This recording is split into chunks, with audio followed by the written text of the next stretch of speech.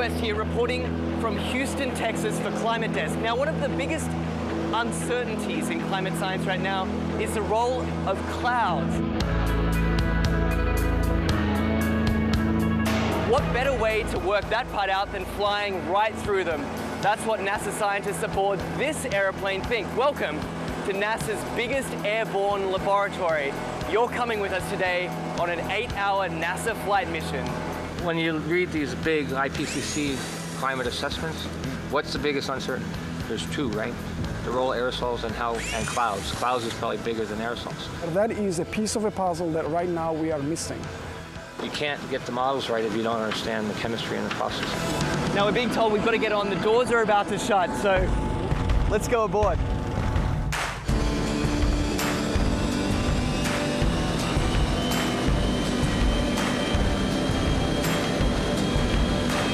Every time you turn on the weather, every time you hear a climate change prediction, that information has to come from somewhere. And it starts by getting sucked out of the air from planes like this.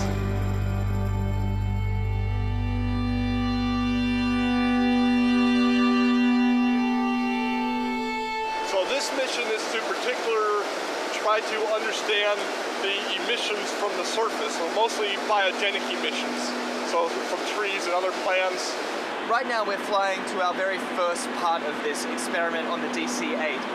Over Arkansas, there's a particularly pungent bouquet of emissions that scientists are interested in measuring. Well, these emissions lead to both aerosols and to molecules that both destroy and create ozone.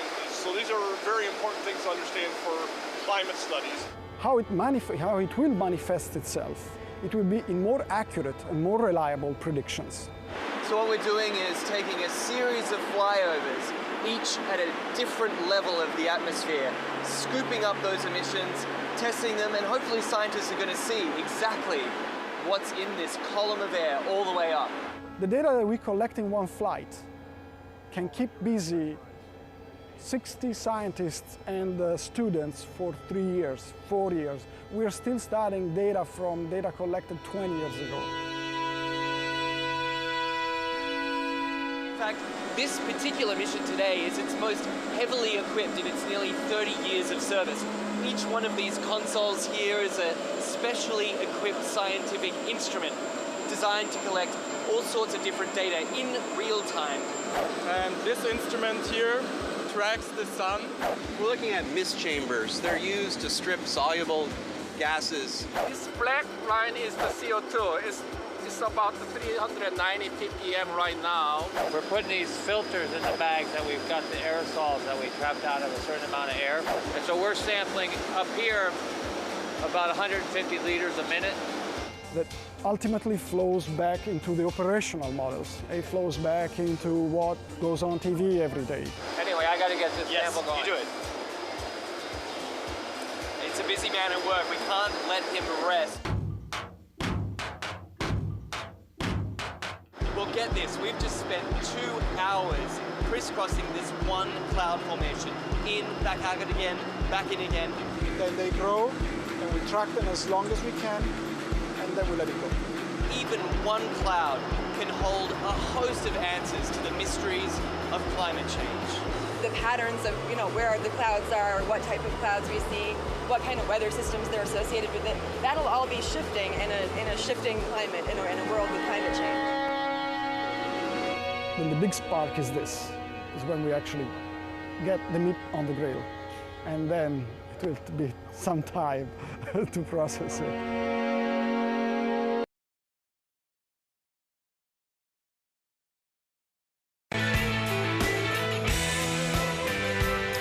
All right, are you ready? Man, I hope so, because we're jumping into it here on the Bill Press Show this Wednesday, November 18. Hello, hello, hello, everybody. Welcome to the program, the Bill Press Show, live from Washington, D.C., our nation's capital, and our studio right here on Capitol Hill in the shadow of the Capitol Dome. We are bringing you the big news of the day from Paris, from Belgium, from Syria, from Washington, D.C., from every corner of the planet, reaching out to every corner of the United States and the entire planet on Free Speech TV and on TawkrTV, our video stream, youtube.com/TawkrTV. Most of the news today continues to be response to the terrorist attacks in Paris last Friday evening.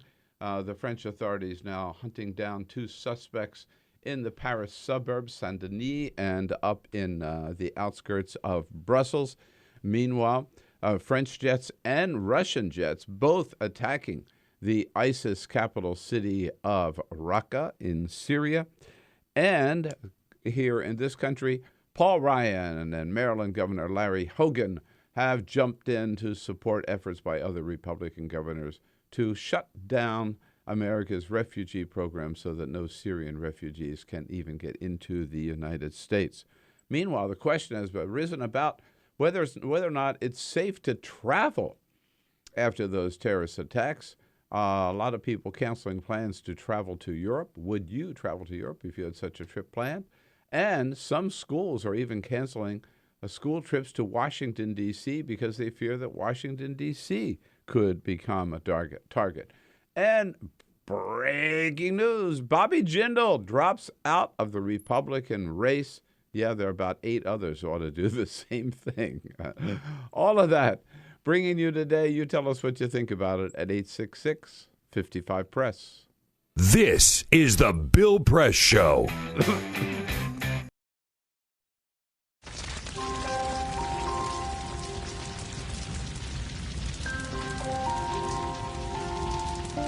A single ember that escapes from a wildfire can travel more than a mile.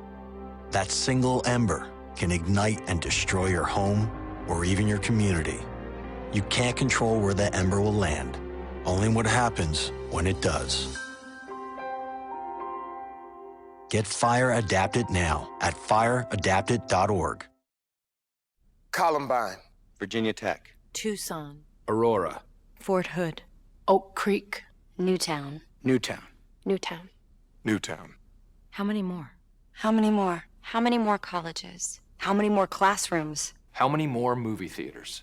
How many more houses of faith? How many more shopping malls? How many more street corners? How many more? How many more? Enough. Enough. Enough. Enough. Demand a plan. Right now. As a mom. As a dad. As a friend. As a husband. As a wife. As an American. As an American. As an American.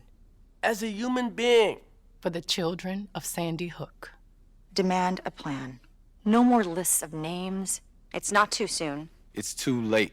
Now is the time. Before we all know someone who loved someone on that list. No more lists.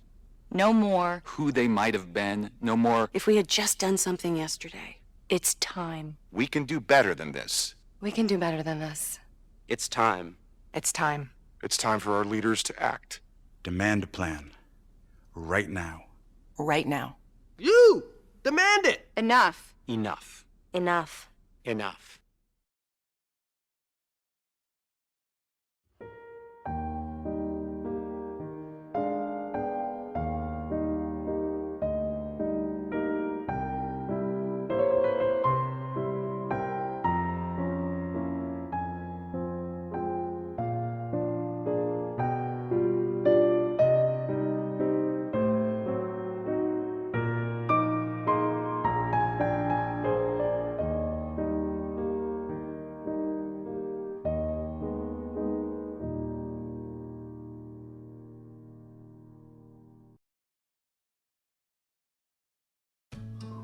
You wouldn't let money just blow out of your house.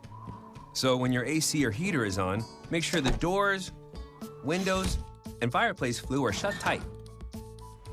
If you're headed out, turn down the AC or lower the heat by 10 degrees. And always keep your water heater set at 120. A little bit of common sense goes a long way. Get more great tips at energysaver.gov. So, I'm kind of new here, but I've noticed a trend. My human does this funny thing where she goes around and gets all my toys, and then she hides them in that basket by the door. But it's always the same basket, and it's always in the same place. And then she acts so surprised when I find them, but, she's putting them in the same basket. Again. It's like, hello? That's where you put it last time. You were the worst at hide and go seek.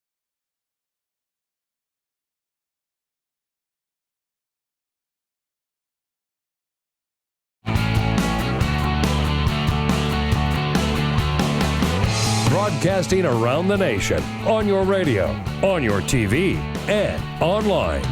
This is The Bill Press Show. Breaking news, Bobby Jindal drops out of the race. Now let's see how many he can take down with him. Jim Gilmore is still in there, man. He's fighting right to the end. Hello, everybody. Wednesday, November 18. How about it? Good to see you today. Thanks for starting off the day with us here on the Bill Press Show.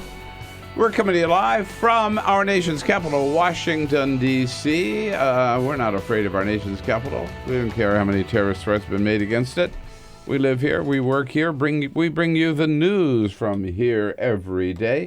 And happy to have you with us, whether you're on your local, listening on your local progressive talk radio station or watching us on Free Speech TV, DirecTV, or the Dish Network, or following us on your electronic device anywhere in this country or around the world on our video stream, youtube.com/Tawker, TAWKRTV. Hello, hello, hello, and welcome. So we want to hear from you. We want to know that you're out there and that we know you've got your opinions about what's happening in the news. Share them with us at 866-55-PRESS. That's our toll-free number. Or just send us your comments on the social media, on Twitter, at BP Show, or on Facebook at Facebook.com/Bill Press Show, and you will be a member of the team along with Peter Ogburn and Jamie Benson. Hello, hello. Here we are. Everything good? Yes, Good indeed. morning. Happy Wednesday. Yeah. A lot of local exciting college basketball. Oh, yeah, there was. This week, huh? It was a big night last night. I know. It's kind of hard. College basketball. I know you were having a hard time competing with this early morning show. I mean, some of sports fans. Some of us look a little haggard this morning. Yeah, exactly. Ray Rogers always looks good. She's here to take your calls at 866-55-PRESS. And did Cyprian make it? Cyprian made it. Oh, he did? He made it in. Cyprian Bowling's here, right? Baby? Yeah.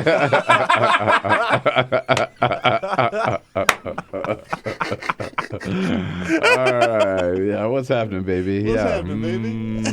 Yes, indeed. So, we know this. There are some strange addictions, Yeah. Oh, yeah, of course. And there's that a TV show about strange addictions. Which is the weirdest TV show. The weirdest TV show. Yeah. And you never know what people kind of get into, right? And it is an illness, but some of them are really... Here's the weirdest I think we've ever heard of, right? Thanks to Jamie Benson to discover this. This is a woman, her addiction is eating mattresses. The reason why I'm not eating my own mattress is because I ate my mattress already. The side effects of eating mattresses is gas is really the only one you have. It enters my body and leaves my body. It goes through my system and goes out. That's what happens. I'm very concerned about her health and her digestive system. I have seen it in the toilet. It comes out in whole pieces. What? Gas is the only problem you have with eating. But she can't eat her mattress because she already ate it. So now she's eating other people's mattresses. I mean, that's weird. That's really weird. Even, let's say, it's just a single bed. That's a big mattress. You know what I mean? Yes. Take the equivalent of the size of that mattress in beef. I don't think you would eat that in your entire life, right? Yeah, you're right. I'm trying to figure out. I mean, just the sentence. I have a problem with eating mattresses. Yeah. Like, I'm having a hard time getting past that hurdle. Like, I don't know what that means. There's a lot that goes into making a mattress. I mean, does she, like, cut pieces off of it? And eat it that way? No, that's what she does. There are springs? I hope not. No. There are springs that I happen? have a Does she picture. gnaw on it like a beaver? I have a picture of her holding it up and taking a bite off of Like it. a corn on the cob? Like corn on the cob. Yeah, right. How do you get into that? Right. That's so weird. Holy and cow. Are there different ways to prepare a mattress? That's right. I need some recipes. Yeah, right. I think Barefoot Contessa has a mattress. Yeah. A mattress recipe book. Yeah. Oh, man. I know. It's hard to start the day with that. All right. God. We'll start the day instead with a lot of big news and a lot of big guests. David Jackson from USA Today down at the White House. He'll be joining us. Reporters in from the Hill. Elizabeth Wydra from the Constitutional Accountability Center. And then Congressman Yarmouth from Kentucky. Big changes down in Kentucky, and he'll tell us all about it. But first, this is the Full Court Press. Just a couple of other stories making news. This story is just crazy, and I'm going to tweet out a link so that you can see the photos that I'm talking about here about the most extensive face transplant in history, which has taken place in New York. It is the story of a man. He's a former firefighter who was caught in a blaze, and his fireman's mask melted onto his face and completely disfigured him. In fact, it said that when he came home, his children screamed in horror at the look of his face. The man's name is Patrick Hardison, and he was given a new face by a bike mechanic by the name of David Rodabaugh, who had died in a bike accident. And the man's mother, who died in the bike accident, said that his son always wanted to be a firefighter, so she released the face of this man to be grafted onto this firefighter's face. And so he came out and met the media yesterday. He looks pretty damn good, all things considered. It's crazy. So I'm going to tweet it out so you can get a look at it. All right. But very, very interesting. My cocktail here. I see that, yeah. Okay, don't worry. Bill, you've got a couple of kids. I'm sure when you were younger, you had Legos in the house, right? Oh God, are you kidding? Every parent knows the horror. Now the grandkids have Legos. Now the grandkids, of course, the grandkids have Legos. Every parent knows the horror of stepping on those loose Legos, right? Like if the kids have loose Legos on the hardwood floor and you step on one, it hurts, man. It really hurts. Lego has finally understood this and addressed this, and they are releasing slippers with extra padding on the bottom for parents to wear. Oh, really? Right? Because if you're walking around barefoot in the house and you step on one of these things, it hurts like hell. Good Christmas present. Exactly. They've teamed up with advertising agency Brand Station to create these slippers. Again, it has extra padding on the bottom, so if you step on a Lego, they say you won't even feel it. All right. So nice try it out. Extra way to make money. Yeah, right? Yeah, sure. And shocking food news, Christopher Kimball, the founder of Cooks Illustrated and America's Test Kitchen, is leaving the company. He is leaving. He is out. The company has sort of been going through a shakeup there at the publisher, Boston Common Press, and they said that they've been trying to find a new deal for Christopher Kimball, and he said couldn't find anything that worked for him, so he is leaving.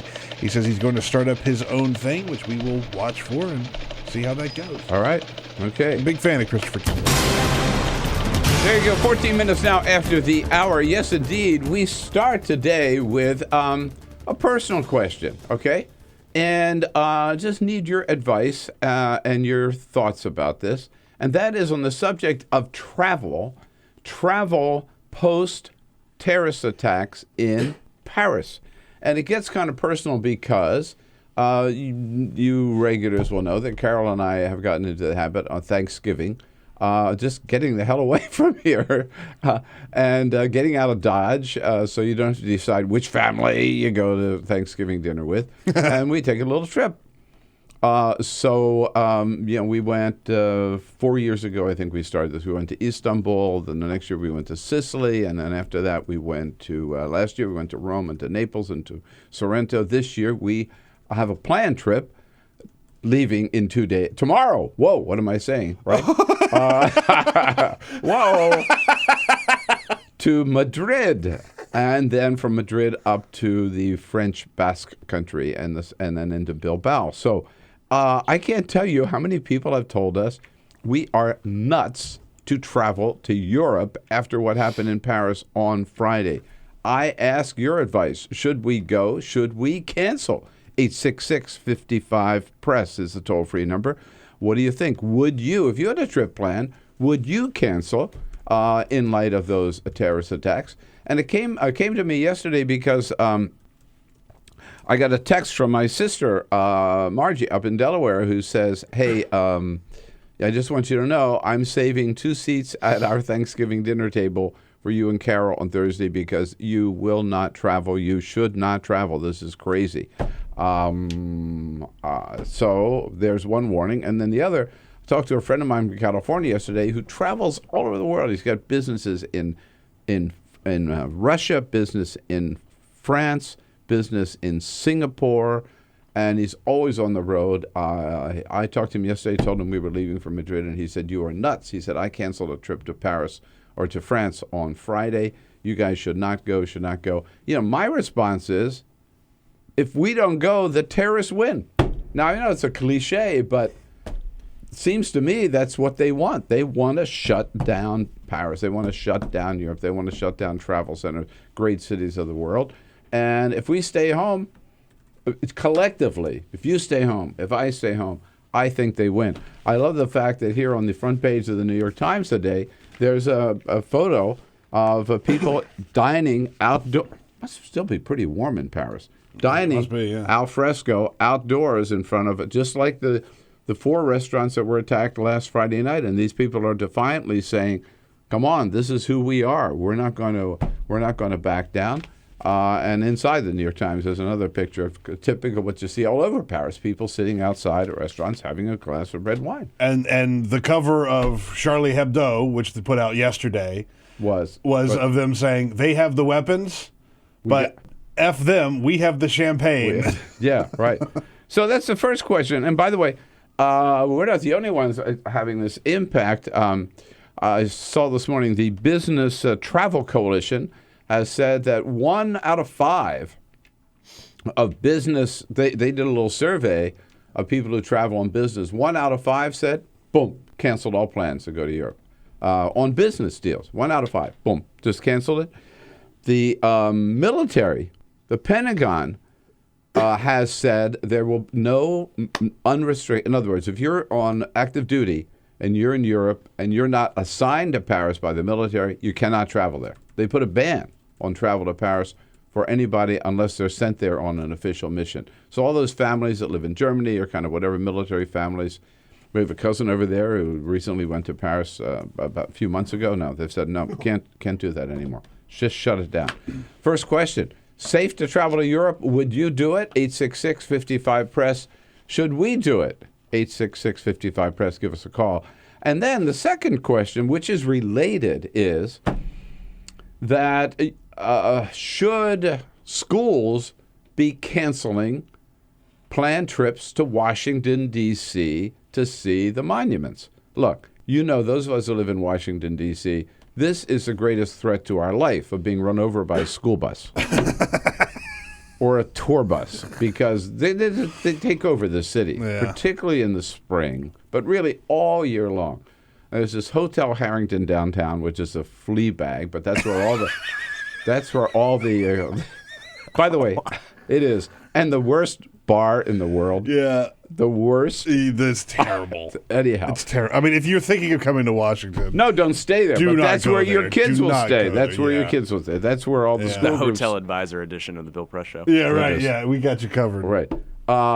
And if they bring all these groups down, the mall is packed, the monuments are packed, the Smithsonian is packed. They're all over the place. Every group has its own color T-shirt. You see them walking around. That's what Washington is.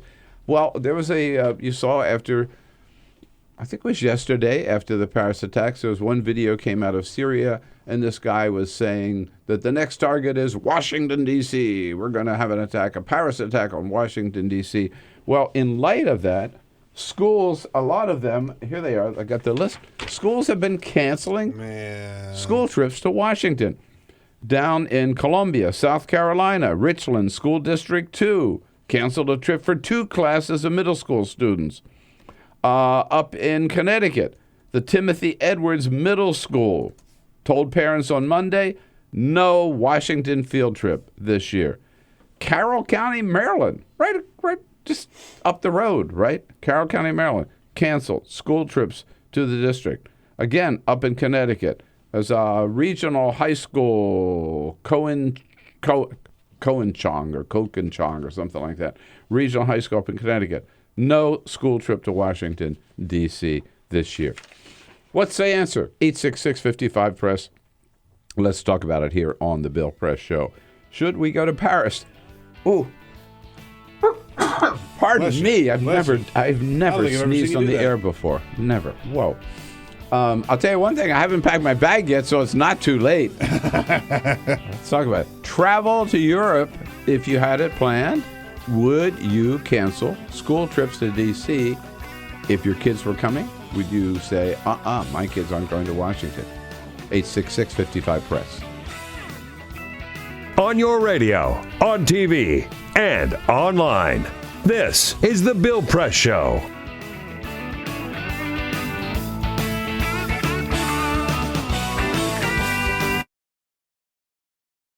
This is my computer. This is your computer. Let's go on the internet. Let's go. Click it. Yes.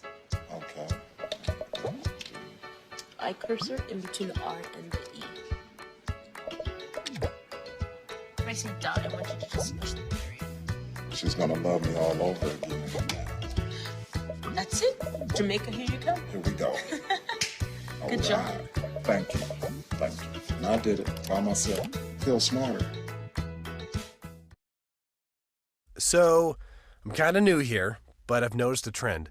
My human does this funny thing where she goes around and gets all my toys, and then she hides them in that basket by the door. But it's always the same basket, and it's always in the same place. And then she acts so surprised when I find them, but, she's putting them in the same basket. Again. It's like, hello? That's where you put it last time. You were the worst at hide and go seek.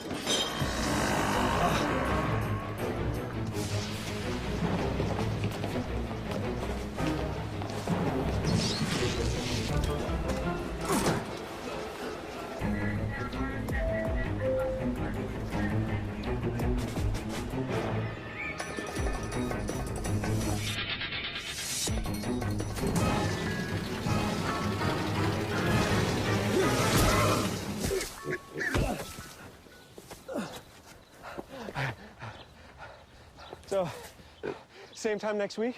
Well, of course. Put away a few bucks, feel like $1 million. For free tips to help you save, go to Feed the Pig.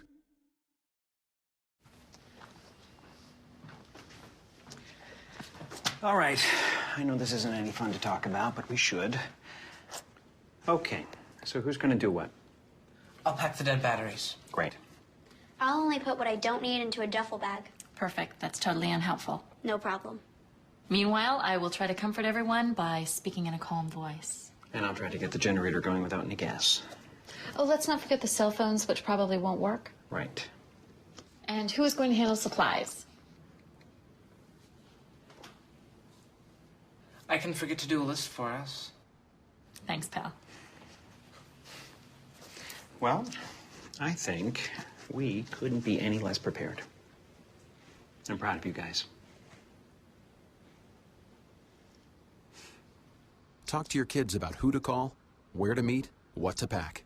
Visit ready.gov/kids for tips and information.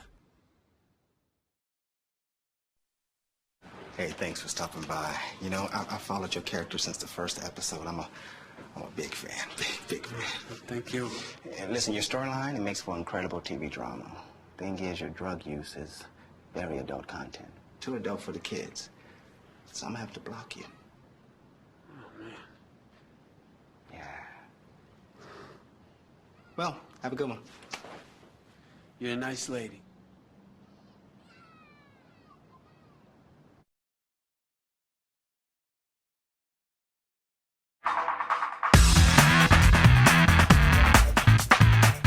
This is the Bill Press Show.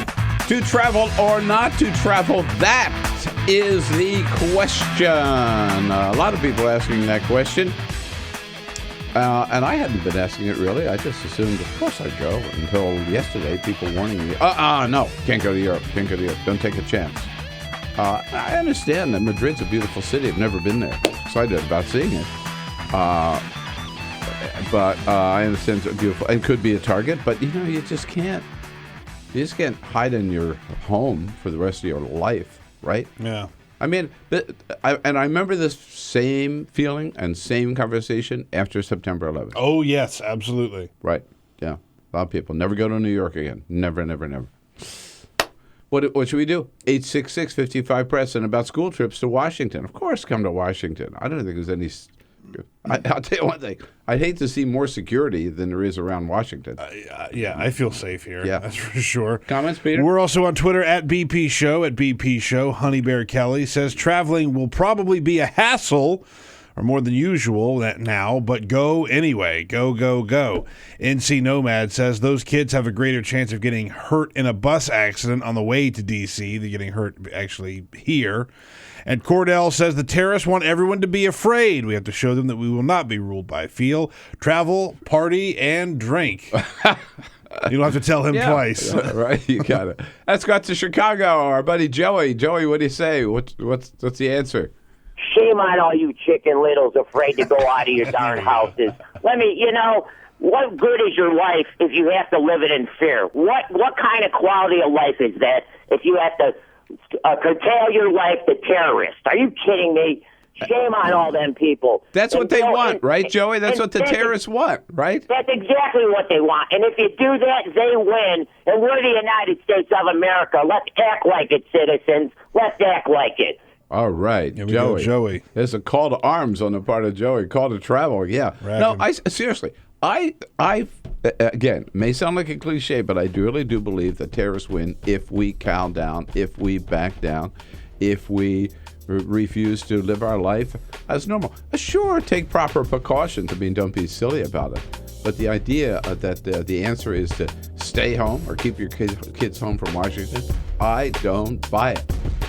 More calls coming up. Lots of calls. Let's talk about it. 866-55-PRESS.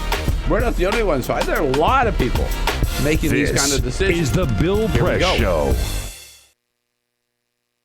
Like the taste. Officer, were you the one who arrested me? Gonna shake my hand?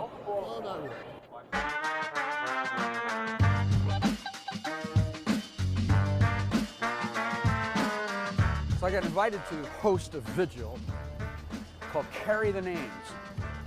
And that's what they were doing, carrying the names of the people who were victims of deadly police force.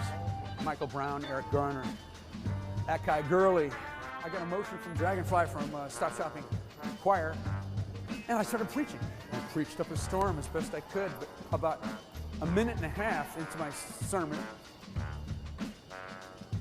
the place was flooded with police, Homeland Security, National Guard, state troopers, and I was pushed over and handcuffed so fast, down in the jail, down in the basement. Before you know it, I was out the door, put in prison overnight. The next morning, I'm in court. The same thing happens. I'm just rushed out of there. Then our lawyer, Wiley Steckler, gives me this iPhone.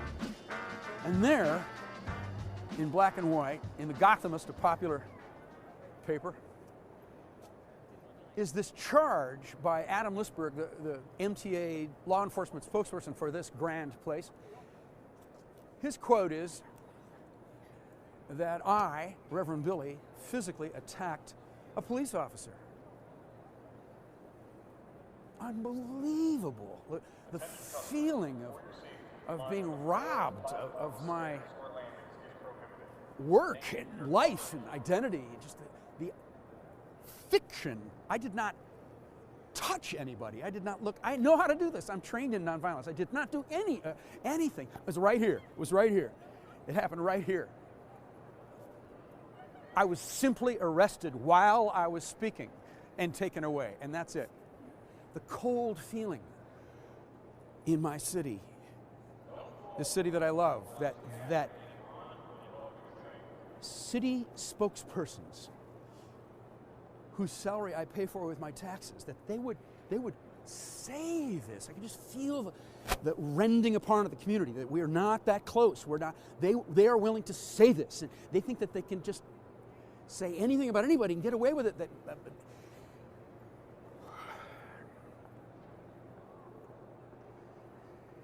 So we have something in the Church of Stop Shopping called radical forgiveness. Amen? Cops and bankers love their children. I forgive the police. We gotta love them too. Cops and bankers love their mothers. But I'll stay radical. Mothers love their brothers. We gotta love them too. But we'll wake up every morning forgiving each other, reaching out, touching, telling stories, having humor, being in a community together, sharing our children, sharing the streets, sharing the climate, being in the city together. But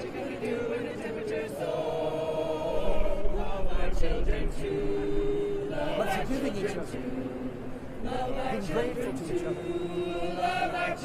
helping each other out, living together, living together. I got a daughter just turned 4. What do we do in the superstore? What do we do with the blood and the gore? The water's rising through our door. Love our children too. Love our children too.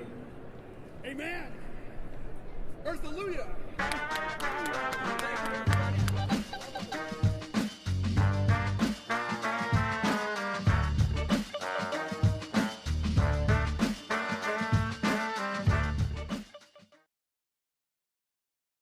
The average text takes your eyes off the road for nearly 5 seconds. At highway speeds, that's enough time to travel the length of a football field.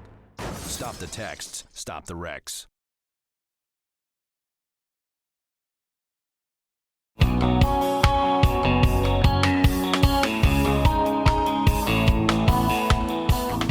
Seen on Free Speech TV and online on TawkrTV, this is The Bill Press Show. 33 minutes after the hour on a Wednesday, November 18. Good to have you with us here as we come to you live from Washington, D.C., our nation's capital. A city that is pretty secure, I think, at all times of year, and even heightened security after the Paris attacks. The Capitol Police, just down the street from us, by the way, they urged, you probably heard about this, they urged staffers and members of Congress not to cross the street from the House and Senate office buildings, but to take the tunnels so they'd be underground. And I mean, which I think is overkill. Maybe that's not the word to use, but it feels like a knee jerk. A little knee jerk, a little going too far. But I guess the point is, just try to drive by or get into one of the Senate or House office buildings without having proper identification, right? It ain't going to happen. Or the Capitol ain't going to happen. And same around the White House, where I go every day. This is a pretty secure city, and yet because of what happened in Paris, remember. By the way, there's an ocean. Maybe some people don't realize that between us and there, right? Yeah. But at any rate, a lot of school districts, knee-jerk reaction, are canceling school trips to Washington, and a lot of people are canceling any personal plans they might have to travel to Europe.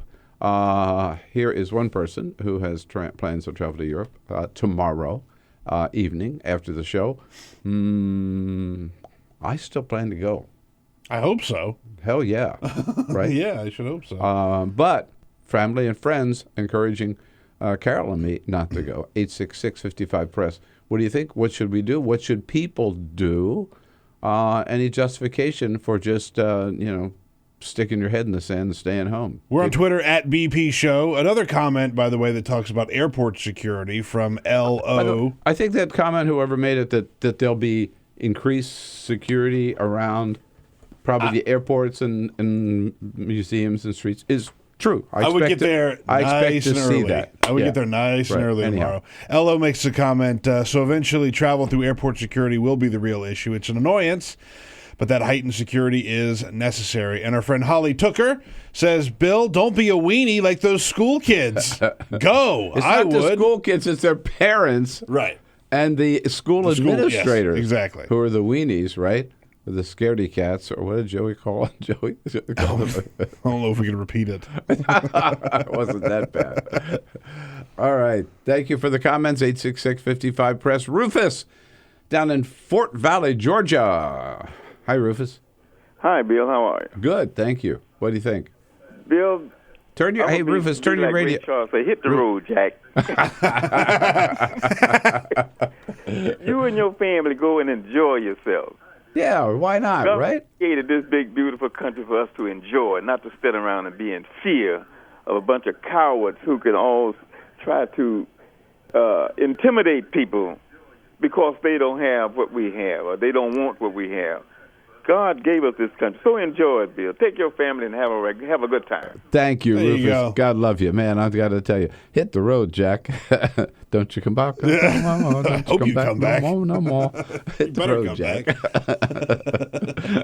Good to hear from you, Rufus. Indeed, Gina in New Orleans. Now, there's a city I love to visit. Man, I love me some New Orleans. Hi, Gina. Good morning, Bill. Good morning, Peter. How you guys doing? We're great. What's going on? Talk to you guys. Yes, too. you and Carol go.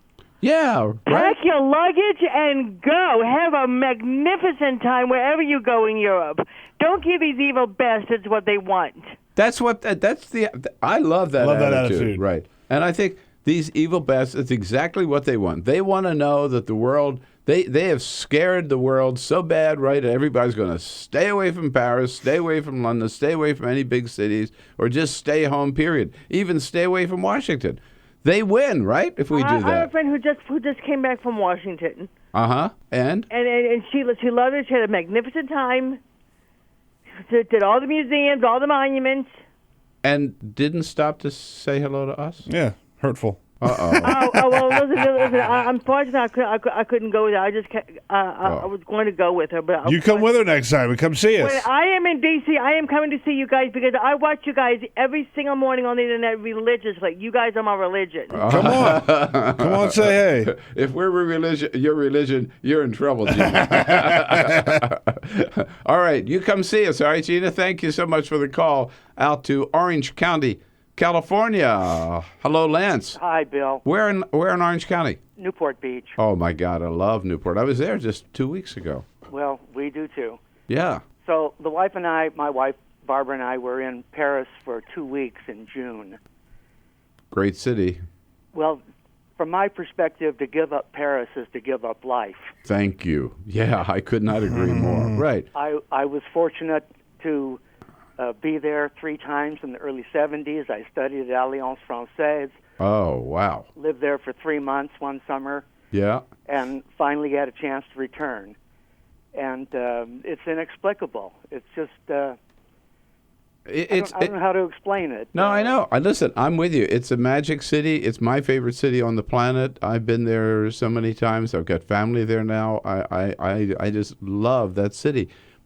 And so it's Paris or, I feel the same thing about, London or Berlin or New York or whatever. We just cannot stay home, right, Lance? No, we can't stay home. And I happen to be a Francophile. Paris is my city. But we have to be part of the world. I mean, we're Americans, Yeah. It was rough in the 70s, too, because it was the middle of Vietnam. And Americans weren't exactly appreciated everywhere, Oh, don't I remember well, especially by the French who had been through Indochina, right? And they were wondering why we were repeating the same mistakes in the same country. But anyhow, so good to hear from you, Lance. I'm sorry we didn't connect. We could have gotten together when I was out in Newport Beach a couple of weeks ago. Good to hear from you. Travel or not to travel? That is the question. Frank is calling from Memphis, Tennessee. What do you say, Frank? Hello, Frank. Yes. Hi. How are you, Bill? We're doing good. What's the answer? I just you and your wife go have fun. What's going to be.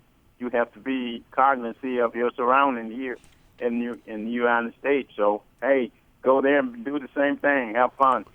Yeah, I mean, that they say that in the metro now, right? When you go down, if you see something, say something. You know, look around. You should, always be aware of your where you are, your surroundings. Don't do anything stupid. But I think that's good to point out. I mean, I don't think we're being flippant about this whole thing. No, it's clearly a real issue, but if you let it cripple you to the point where you shut everything down as opposed to being smart about your travel, then the extreme reaction right now, right, would be, first of all, stay home, no travel, and then no basketball games, no soccer games, no football games, no concerts, no restaurants. Yeah. What's left? Where do you stop? No hospitals. I mean, right? No public parks, no public places. We just can't live that way. And repeating the cliche for maybe the fifth time, when we do, they win, and that's exactly what they want. Hey, I thank you for your advice, and it just doubles my resolve to there you go. Start packing. You're out of here. 866-55-PRESS. We'll be right back. David Jackson standing by at the White House early on a Wednesday morning. We'll talk to him from USA Today coming up next. Get social with Bill Press. Like us at Facebook.com/Bill Press Show. This is The Bill Press Show.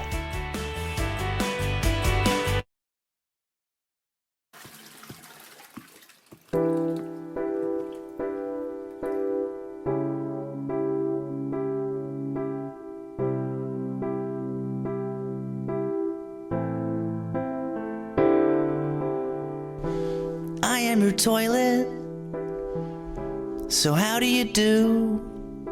I take away your wee and the odd number 2. For a quiet moment, I'll always be there, bringing you troubles. You don't even have to care. Oh, think about the things you put me through. Things you put me through that I've been through you. Stuff from your body I'll happily take. Liquid or solid, whatever you make. When you think of all the things that I do, it's time to say thanks to your Lou. If I wasn't there anymore, you can only imagine disaster. I am a lifesaver, and that is not a lie. Where I don't exist, thousands die. So next time you have to do a poo or a wee, thank the sanitary saints that you have me. When you think of all the things that I do, it's time to say thanks to your Lou. La la la la la la la la la la la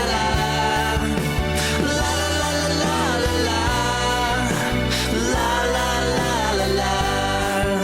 It's time to say thank you to your Lou.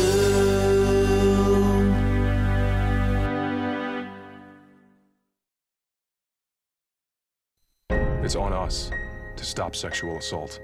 To get in the way before it happens. To get a friend home safe. And to not blame the victim. It's on us. To look out for each other.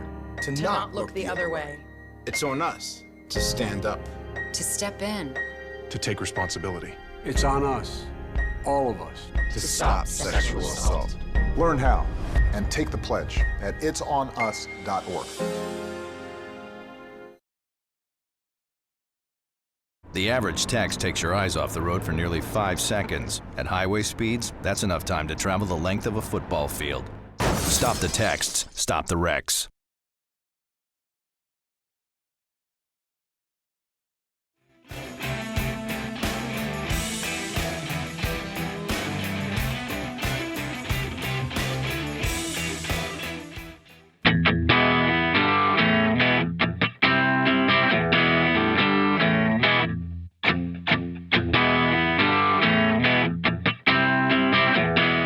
He's not running for president, but he will shake hands and kiss babies. It's the Bill Press Show, your progressive headquarters for the 2016 election.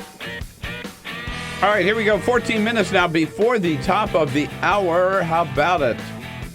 It's the Bill Press Show and President Obama on the road, which means things are a little quiet around the White House. And so our White House reporters can go out on the political beat. What? They don't get the time off? They can chase down Jeb Bush in South Carolina. That's exactly where David Jackson is this morning from USA Today, on his way to Jeb Bush's speech at the Citadel this morning. Right, David? Hello. Yes, that's correct. Jeb Bush is jumping into the national security debate with a big speech today at the Citadel, which is the military school in Charleston, and I'm about 50 miles away here, so heading that way. You got a way to go. Yeah, beautiful school. I haven't been in there, but I've seen it. You can't help it. It's interesting, Bill. So both candidates from both parties for like more than 20 years have been delivering national defense, national security speeches at the Citadel. It seems like a natural. So we're just continuing that tradition. Yeah, I know, and it's a high school, right? Isn't it? It's a college. It's a college. Oh, it's a college. Yeah, okay. It's basically the West Point of South Carolina. Back in the day, a lot of southern states developed their own military academies for reasons that I don't want to get into. But South Carolina is one of them, and it's called the Citadel. It's like VMI. Are you talking about the war between the states? I believe you mean the war of northern aggression. The war of northern aggression? Yeah, right. Exactly. That's what they call it at the Citadel. Well, and is Jeb Bush has already kind of stepped in it into the refugee debate, which has followed President Obama all the way around the world, David, right? Right. In fact, I think Jeb kind of started it, but he was the one who talked about how, well, we should maybe let the Christians in.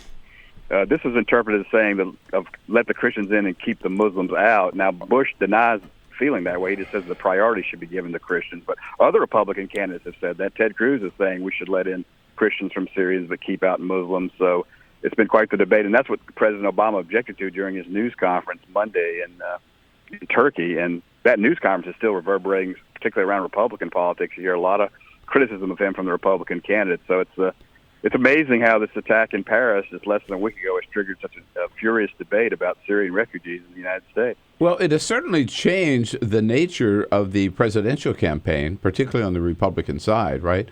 I mean, suddenly the focus is foreign policy, it's ISIS, it's Syria. And I think Jeb Bush probably sees this as an opportunity for him to get some credentials, but also to maybe expose the weaknesses of people like Trump and Ben Carson. Yeah, that's exactly right. He jumped right on. He was one of the first to jump right on, and I think that was certainly in the back of his mind, if not in the front of his mind. He's stressing the fact that he has experience, that he's a mature leader. He's been involved with these kind of things, even as governor of Florida, that he's just a more mature person than Trump or Carson to handle this kind of thing. He's really putting the emphasis on the experience factor. And besides, he's a Bush, and they know how to start wars in the Middle East, right? I mean, well, that's going to be the tricky part because father and son. Yeah. Exactly. Well, the White House and a lot of Democrats are saying there wouldn't be an ISIS if we hadn't invaded Iraq in 2003, and that stuff's going to fall on Bush. So it's a very tight line he has to walk, but I think he's going to try to do it because he's got to do something to try to get back in the game. Man. It's interesting, David. President Obama on this trip, first of all, Turkey, and then now the Philippines, and then Malaysia, and yet I haven't seen any news from the trip itself. All the news is his reaction to events either in Paris or back here at home. I think that's right, and I think that's unfortunate. It's one of the funny things about the media is that we all tend to glom onto one story, the Paris, and it was a huge story to say the least, but the attacks in Paris have just dominated not only world politics, but the coverage of world politics. And it's a shame, Bill, because, the president made a very important announcement when he was in the Philippines. It was in the middle of the night, but we're giving, I think, over $200 million in naval assistance to countries throughout Southeast Asia. And what this is a check on China. Mm-hmm. China is expanding its military. They're building these islands out in the South China Sea that they're going to use as military bases. So the U.S. has stepped up its financial and military support to all the surrounding countries, Vietnam, Malaysia, the Philippines, and a couple of others. So that was a very important announcement. It just went by the boards. Very few people paid attention to it. Well, interesting to know that Jeb Bush mentioned it last night in a speech at Coastal Carolina University, but a lot of other people haven't even noticed it. Well, that was one important thing, and then also the meeting of the TPP partners, right? Which is another that's another thing. Another way of excluding China, of course, out of that, and making the point. Right, exactly. And that's the main purpose of this trip. He's in the Philippines now for a meeting of APEC, which is the Asia Pacific Economic Council or whatever. It's all the Asia countries and their economies, and the free trade agreement, the Trans-Pacific Partnership, was the primary topic for that meeting. And President Obama, one of the things he was talking about was the strategy he's going to try to get through Congress. By the way, Bill, I've done a little reporting on that as well. Now I'm hearing that Congress might not take up the TPP until the lame duck after next year's election. So we could be debating this for another year. Really? Do they have that? That's do they have that long? I didn't know. They'd have to extend it. Yeah, there's supposedly a deadline, but it can be extended. Oh, I see. Right. I think people would rather deal with it sooner rather than later, but it may slip. All right. Now you're down there in South Carolina, which, of course, after New Hampshire and Iowa, right, is the key state, considered the key state. And it has also been the state that just kind of separates the real candidates from the not so real on the Republican side. How's the favorite son of South Carolina doing these days?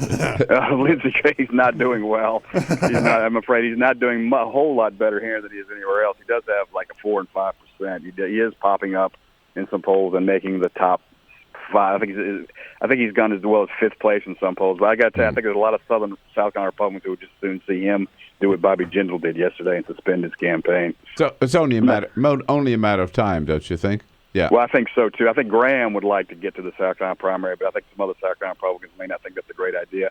And I think if Graham sees that he's going to get embarrassed in his home state, I think that'll be the trigger for him. Yeah, that could be ugly.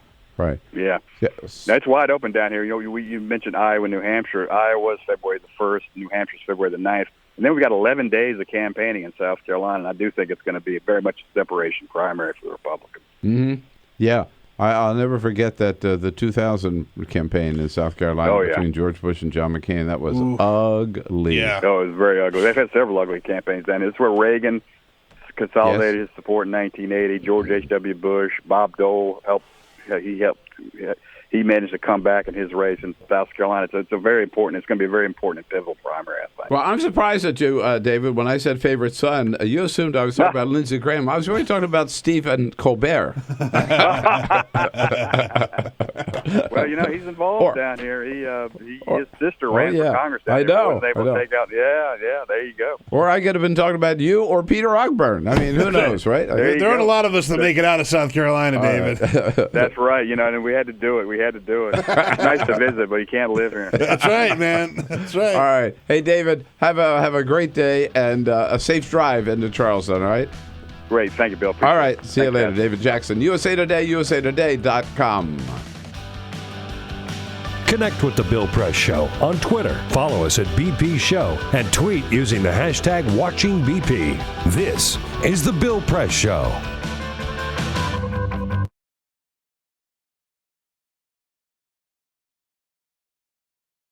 Came here to Foster City, where we're going to watch UC Berkeley, a University of California SWAT team, do a hostage rescue scenario.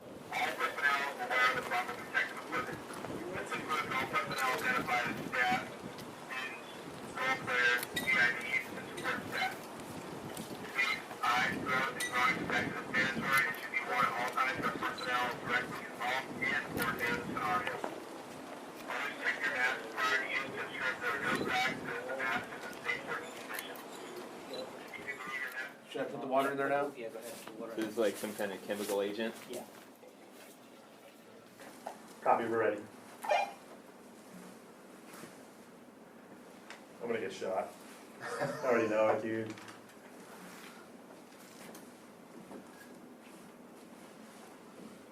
Fiend's yelling at me. Help me. Show your hands. Help me. Show your hands. Back away.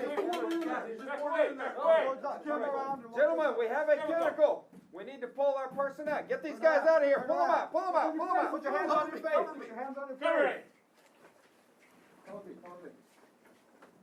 Keep him covered.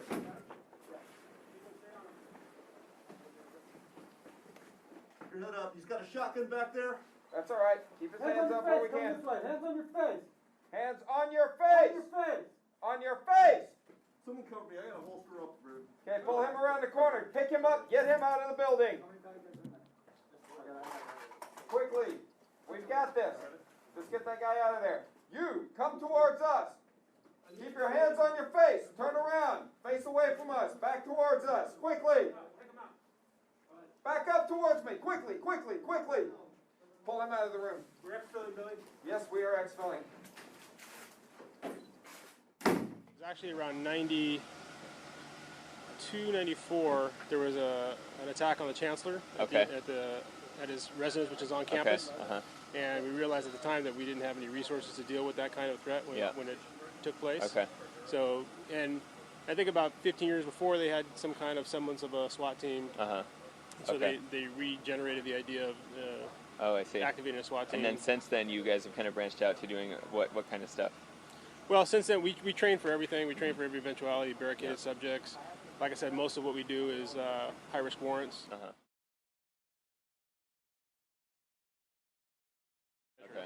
And it's something like, it could be like a mugging kind of thing, just like on the street? Depends. Or I mean, a mugging, but if it's armed, particularly. Right, an armed mugging, yeah. Right, Okay. exactly. Okay.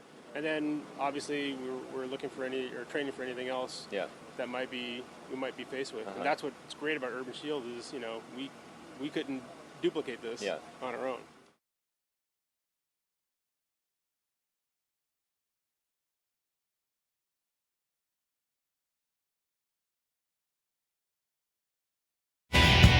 This is the Bill Press Show. Here we go at the top of the next hour. Ben Kamisar is on the road for the Hill covering the 2016 campaign. He'll be in studio with us. Peter? So Sarah Palin was on the TV show Extra. Palin. I know. Yeah. She was on the TV show Extra with host AJ Calloway when she was asked, will you run for vice president again? Will you be asked to run for vice president again? And she said, at least she's aware, I really don't think it's going to be me being asked. Quote, there are millions of other Americans out there who are qualified, ready, willing, and able. But, she said, if I were asked, I would do it. I don't think anybody's dumb enough to ask Sarah Palin to run for vice president. Let me put it this way. I have as much chance of being asked to run for vice president as a Republican. There you go. As Sarah Palin does, right?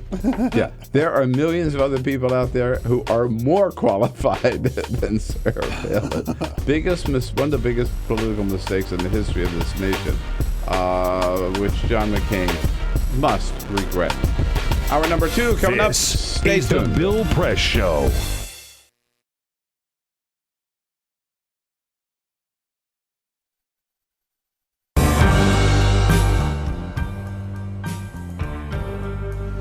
Piston fan. Their slogan was, we come to work. That's what Detroit about. That's why they used it. It's a team thing. They won 2 championships, a team. There was no star. No mayor can come in here and be a star. It's a team thing. No governors can come in here and think you can do it by yourself. It's a team thing. You got communities. They got ideas, too. The only thing wrong with Detroit, people have lost hope here. Residents, city workers, so much corruption. They lose hope. But I grew up here. I love this city. I think it can come back.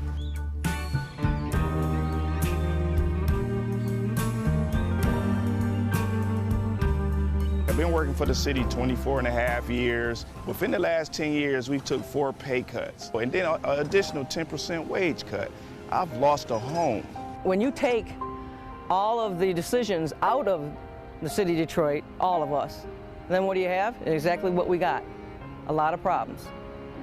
Every time the city seems to fall into a problem, it's always on the backs of us workers. You wake up out of a dead sleep and you jump behind the wheel and take off driving and try to get everybody there safe, not knowing really what you're pulling up to. I'm not eligible for Social Security, so the pension is my sole salary at this point. We've been in business here 39 years. We've seen a lot of changes in Detroit.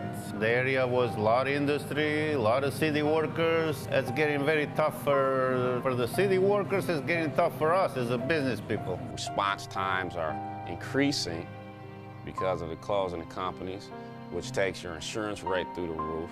So all the things that affect us affect the citizens. I worked for the city in different capacities for 29 years. I feel like an old jacket. They use me up and they throw me away. In my condition, nobody's gonna hire me. I'm 68 years old. Half the times, I can't get my blood pressure medicine. It's either feeding myself blood pressure or paying bills. $754. By the time they take all the deductions for I have my car insurance, my house insurance, and my health insurance taken out. So the time they take all that, I'll get about $300 after they take all that out. I don't understand it. I can't see how the governor's allowing this to happen and what they're doing and they want to blame it all on the seniors. Not only the seniors, but the city workers. And we worked hard. I know I worked hard. I've been in Detroit since 1946. I was 14 years old when I came in. I don't live large at all. I wish I could. I don't know when the last time I've been shopping. I only get $1,100, and I'm 81 years old. And I need every penny that I can get and that I do get. And I'm very, very upset about the idea of them taking away my pensions that I worked 30 years for. I think it's terrible that they talk about Detroit like they do, because Detroit has been very good to me. I have a lot of city workers coming in with their uniforms on, Detroit Water Department, Police Department, Fire Department. I get a lot of people, the Border Patrol come in. So if I lose that customer base, I'm going to be in a position where I might have to close down. If they take away their pensions, if they start cutting jobs, it's going to cut into a large percentage of not only our business, but other businesses that are in the city of Detroit. We're here. We've been here for 26 years. We're still trying to do business in the city. Detroiters are survivors. They tough. They adapt. But only can do so much when your politicians are ahead of you and we're not on the same team. We're not going to let Detroit be erased, bulldozed, or whatever. We're going to fight to the bitter end. Detroit going to survive.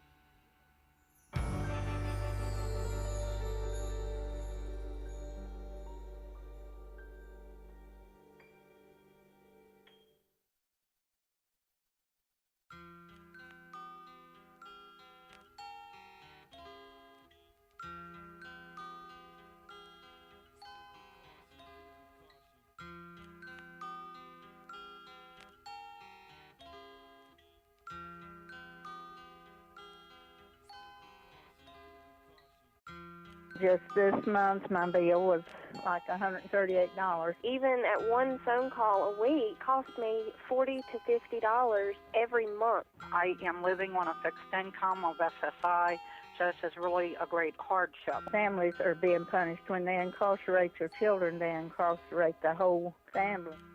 In 2011, the Media Action Grassroots Network, Working Narratives, and Prison Legal News founded the Campaign for Prison Phone Justice, an effort to call on the FCC to address the cost of interstate phone calls. The campaign mobilized prisoners to send hundreds of letters.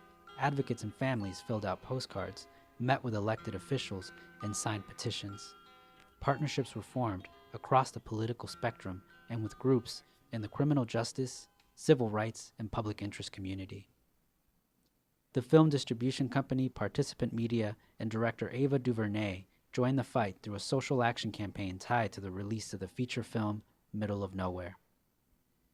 In an effort to push the FCC to act, the campaign hosted a historic rally outside of the Federal Communications Commission where for the first time, families of prisoners, elected officials, civil rights and faith leaders came together to call for an end to predatory phone rates.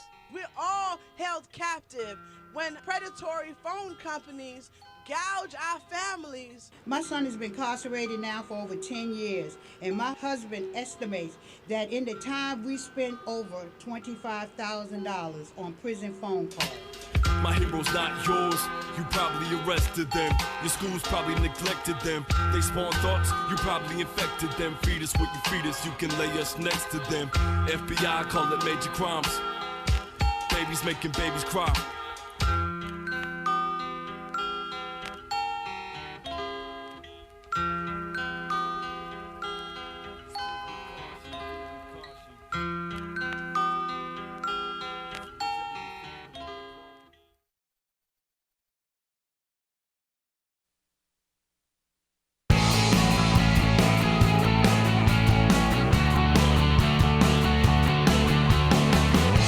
broadcasting around the nation on your radio, on your TV, and online. This is the Bill Press Show. Breaking news, Bobby Jindal drops out of the 2016 race. Who's next? Lindsey Graham, are you listening? Hey, good to see you today. It's Wednesday, November 18. Hello, hello, hello.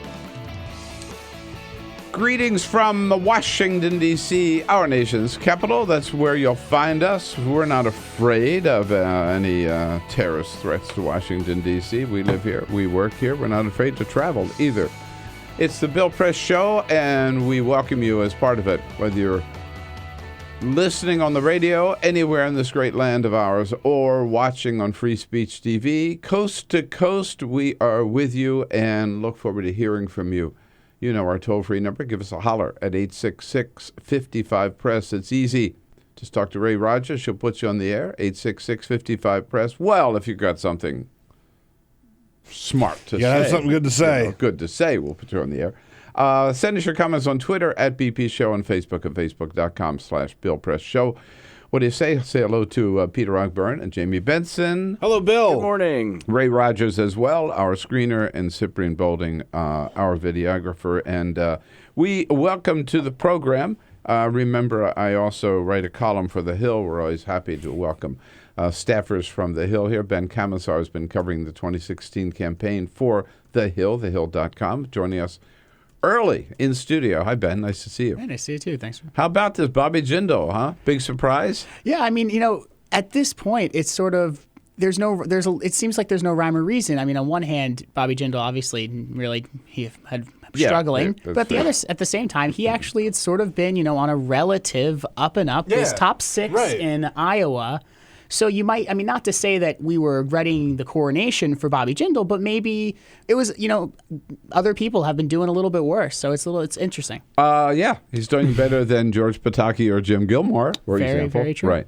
But so was Scott Walker, we thought, too. Right. But with Walker, he sort of pointed out, I don't have the money. It was a money issue. With Perry, it was sort of he sort of realized he wasn't really going anywhere. He didn't have any momentum. He wasn't showing up in any of the polls. Jindal, I thought he had figured out a way to just sort of keep going a little bit. I don't think he was going anywhere eventually, but Bobby Jindal, he told Brett Baer yesterday on Fox News. This wasn't our time. And so, look, we've spent a lot of time in this campaign putting out detailed policy papers. In this crazy election year, it's clear that wasn't the most exciting thing to do, but I think it was the right thing to do, and we're going to continue to do that. All right, so there it is. Just wasn't our time, which is a good way of summing it up, right? Yeah. I think it's time that some of the others, Rick Santorum, Mike Huckabee, Lindsey Graham, and Pataki and Gilmore, among others, realize it's not our time. Is it Chris Christie's time? I don't know. It's a tough cycle. You think about Chris Christie was, he swept in 2012 thinking that everyone wanted him to be the, that new fresh face, and he's just getting a little bit drowned out and sort of a little bit old news. It's tough to see where he goes from here, but obviously stranger things have happened. He would have been the new face in 2012. Yeah, right. Missed the chance, perhaps. Anyhow, we got lots to talk about here. Ben Kamisar for the first half hour. We'll be talking to Elizabeth Wydra from the Constitutional Accountability Center next hour, and Congressman Yarmouth from Kentucky. But first, this is the Full Court Press. Here. Yes, indeed. Just a couple of other stories making news. Time for a return to television for Barbara Walters. Oh, my God. Barbara Walters is coming back to TV. She is going to sit down with Donald Trump and his family for an hour-long interview. We'll see that airing on 2020 this Friday night. It's going to feature Melania, his wife, and also some of Trump's children. He's got a couple of sons, and then, of course, Ivanka is the daughter. Right? So, yeah, I was just going to ask, who's the Ivana or Ivanka? Ivana is the ex-wife. Ivanka is the daughter. And then there's Donald Trump Jr., his son, and then there's another one, Eric Trump or something like that. Anyway, the whole Trump clan. The whole clan. Around the Thanksgiving dinner. Is dinner. Be there, yeah, for Friday night on ABC. Tune in, I guess. I don't know. This is a great story, Bill, because in Texas, State Representative Tony Dale, he does not want the Syrian refugees to come to Texas. He's very clear about that. He says we don't want any refugees coming to Texas, but he actually has a reason why he doesn't want them to come to Texas. He says because in Texas, it's just too easy to get a gun, and they could come to Texas and get a gun. Right. Now, mind you, he doesn't have a problem with the fact that guns being so readily available. He has a problem with someone else coming there and getting the gun. So. Maybe they should think about that before they make guns so readily accessible. Yeah. But God forbid that we introduce any logic to Texas. Heaven or forbid. try. Right. Heaven forbid. Congratulations to Cass Sunstein, the White House regulatory czar, former White House regulatory czar. Right. Yeah, he is writing a book on Star Wars. Like the lore of Star Wars, the world of Star Wars. He's a big Star Wars fan. In fact, earlier this year, he wrote an essay all about how Star Wars played into some of the constitutional law that we see today, called How Star Wars Illuminates Constitutional Law. It was published in May of 2015, and he's got a whole book about, how Star Wars factors into the way government works. It's going to be out next year. I would read that. Yeah, I mean, I think that's kind of a cool premise, right? The question is, which came first, Star Wars or the Constitution? That's right. A galaxy galaxy far away. Long time ago, in a galaxy far away. Excuse me. That's right. Ben Franklin would tell you. Yes. Yeah, right. All right, here we go. 12 minutes. 12 minutes after the hour. So, Ben, one thing for sure is the terrorist attacks in Paris have changed many things, including the balance in the Middle East and France's activity in Syria and on and on and on. It's also impacted the Republican primary, hasn't it? Particularly, well, I'd say the 2016 race. Yeah, I think 2016 race is probably a good way to put it. I mean, so just sort of it's easier to talk on the Democratic side briefly. All of the candidates are pretty much open to accepting refugees. They've been, despite some criticism that's been coming, all the candidates have been supportive of it. You had Martin O'Malley was the first one to say, we need to up the number. Then from 10 to 65, 65, right. And then from there, Hillary Clinton also agrees with that. Bernie Sanders has said, we don't have a magic number. I don't exactly know what it is, but he's for increasing refugees. We're not going to live in fear, Bernie says, right? Exactly. Yeah. There was a big so speech they're all on Monday. the same page, basically. Yeah, basically. I mean, Republicans are on the same page, too, just about. For the most part, but a different page. So, most of the Republican candidates have said, there's just too many of these people, people that we're not sure how to monitor, as far as having background checks or being able to secure the border, secure a country when they come in. So Republican candidates are by and large against any of these refugees. There's some variations. You've got people like Ted Cruz who's saying that Syrian Muslim refugees can't have them. We can't. We can't check them. We don't know how they're gonna. Christians, okay. Christian refugees, that's okay. Because there's never been such a thing as a Christian terrorist. Does he know anything about the Crusades? I mean, it was a long time ago, but the Christians don't exactly have clean hands. All of them. But look, I mean, there have been plenty of Christians who have committed acts of terror in our lifetime. Yes. Oklahoma City, right? I mean, he was a Christian. He certainly wasn't, or not necessarily fighting in the name of Christianity, but to say that Christians aren't going to commit violent acts is wrong. It's just wrong. President Obama spoke to that. I was going to say, that was sort of President Obama repudiated that specifically. Mm-hmm. He did it in Turkey, and he did it again last night in the Philippines. Here he is. When individuals say that we should have a religious test and that only Christians, proven Christians, should be admitted, that's offensive and contrary to American values. And it is, yeah. But we've heard that particularly from Ben Carson and also from Jeb Bush, who seems to be... I mean, they say he's backing away from it, but I also heard him say yesterday that there's never been a Christian terrorist. So yeah, I think he's definitely embraced that, but also he's been a little bit more, moderate on this stance as far as the rest of the field, saying that if there are some people that we know that we can, like children, for example, and people that we're confident are not going to be risks, they should be able to have safe harbor. But Chris Christie, not even 3-year-old orphans. That's correct. Chris Christie had made that pretty clear. I forgot exactly where he said that, but. So is this going to continue to be the But let me ask it this way.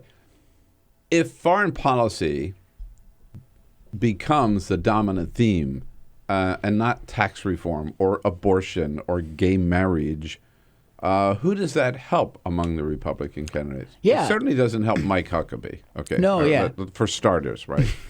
No, it doesn't. I mean, it depends on where you're going to go with it. You could see it helping, someone like Marco Rubio, who's, been involved in foreign policy in the Senate for a while. You could see it helping. You could see it maybe even helping, even helping Jeb Bush to an extent because, the idea of, having a proven executive at the top, things like that. I mean, obviously, with the same Senate logic could also help Senator Ted Cruz, who might not. This might not play into the hand of some of the outsider candidates, obviously. And this is what Lindsey Graham was kind of hoping for. I don't mean a terrorist attack, but he was hoping that foreign policy would be the focus, and that he could shine in that area. I mean, Lindsey Graham has been the national security presidential candidate. He jumped in. Right. I think everyone sort of knows that's where he stands. Whether or not that lead, I'm not. It's not clear whether that's going to lead to a rise in the polls for him specifically. Especially getting onto the top stage or anything. But what it does is it allows him a platform to explain his views. He's been very open about his want to go into Syria, put more people on the ground there, and it's going to allow that counterpoint of boots on the ground, going to give him valid time. Right. And I can see Jeb Bush putting out a new spot saying, hey, I'm a Bush. My daddy started a war in the Middle East. My brother started 2 wars in the Middle East. You can count on me when it comes to war in the Middle East. And he's given a big speech today on national security, so it looks like he's going to sort of try and play that, experienced governor card. Just one thing of note, I don't know how it's going to play out with Carly Fiorina. I think it's just an interesting thing. You think about her as being, one of the outside candidates. So this no government experience not going to help her. She did actually serve. She did serve on a CIA advisory board. So she does have some national security chops, more than you'd think for someone who's never served in government. Right, so it's interesting. Maybe she might play that up. She might not. But it's just something a lot of people don't necessarily know about. All right. One person that it probably will not help, the shift to foreign policy, is Dr. Ben Carson. There is a article on the New York Times this morning.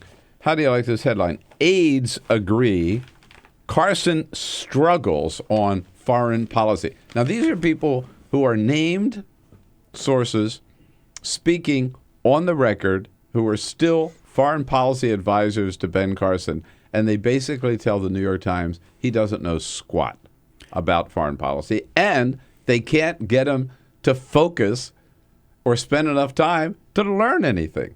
Well, I don't know how much longer they're going to be current Carson advisors. No, I mean, but it is a problem. It's certainly not an ideal headline for the Carson campaign, especially it's front page of that paper. Their counter has been that they've sort of walked away from this man whose name is escaping me right now.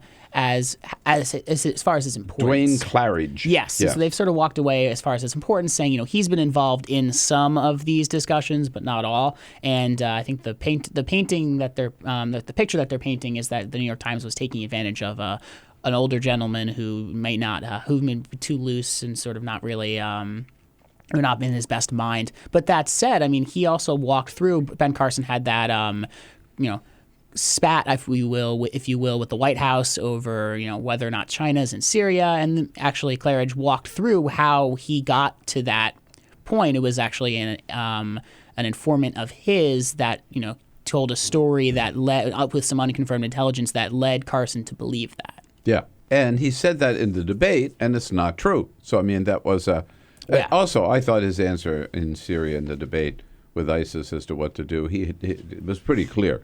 That he didn't have a clue. But so Claridge, just for the record, Claridge's quote, again on page 1 of the New York Times is, quote, nobody has been able to sit down with him, talking about Carson, nobody has been able to sit down with him and have him get one iota of intelligent information about the Middle East. It's not a great quote to read a story about you. All right. And then Donald Trump doesn't, I mean, he may try to bluster his way through, but a real focus on substantive foreign policy issues not necessarily good for Trump either. It's not, but at the same time, you're seeing his numbers going up, and some people saying that they trust him on national security. So I almost just throw everything out with Trump and say, you tell me what's going to happen with Donald Trump. Mm-hmm. There's no rhyme or reason at this point. No. Well, we've been trying to figure it out since July, right? There's no figuring it out. Or June, whenever it was. Yeah. Then he announced, and all the conventional rules out the window. Right. What a fun season. Ben Kamisar here from The Hill. TheHill.com. We'll continue and taking a look at where things are heading next. When we come back, jump in the conversation at any time at 866-55-PRESS. Your progressive headquarters for the 2016 election. This is The Bill Press Show.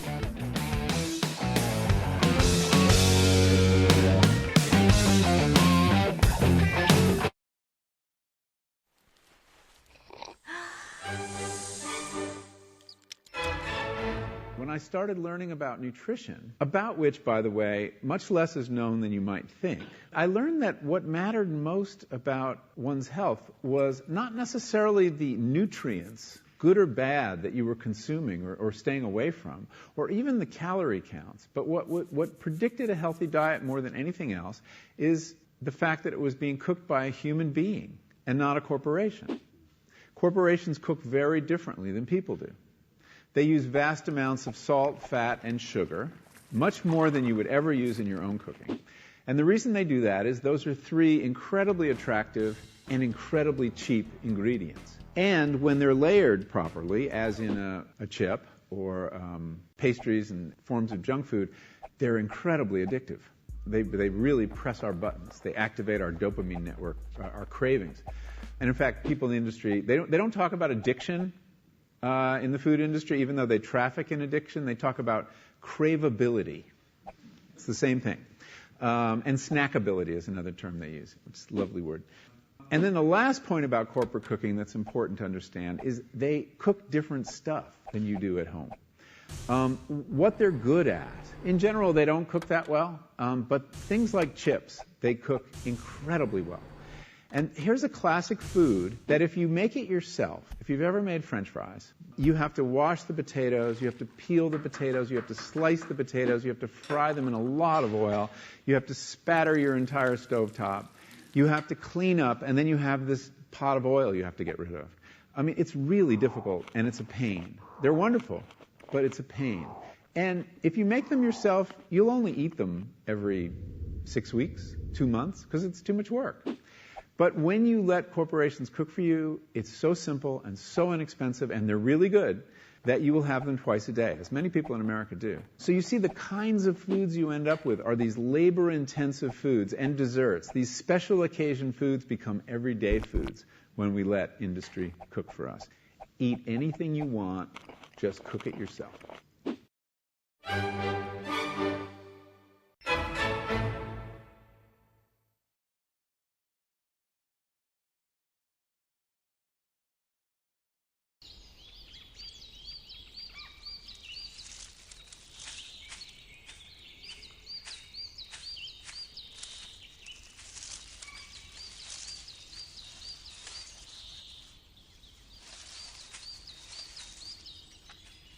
At Earth Justice, we defend the environment in the courtroom.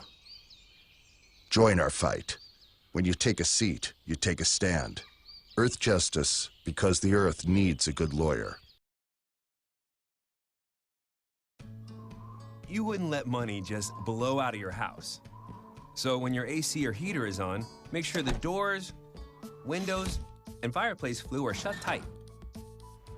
If you're headed out, turn down the AC or lower the heat by 10 degrees. And always keep your water heater set at 120. A little bit of common sense goes a long way. Get more great tips at energysaver.gov.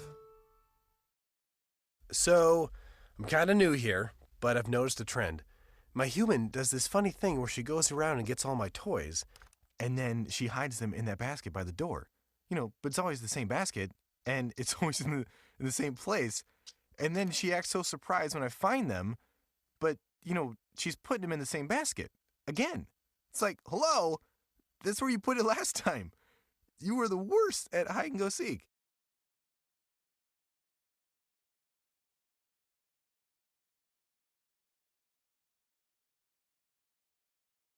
the most valuable morning radio show, according to The Nation magazine. This is The Bill Press Show. Ben Kamisar with us from The Hill, thehill.com. You want to know what's happening in Washington, D.C. at either end of Pennsylvania Avenue. Check it out. We tell you that often. And on Tuesdays, don't forget to check The Hill for my column. Ben has been covering the 2016 campaign, writing particularly lately about the impact of the Paris terrorist attacks.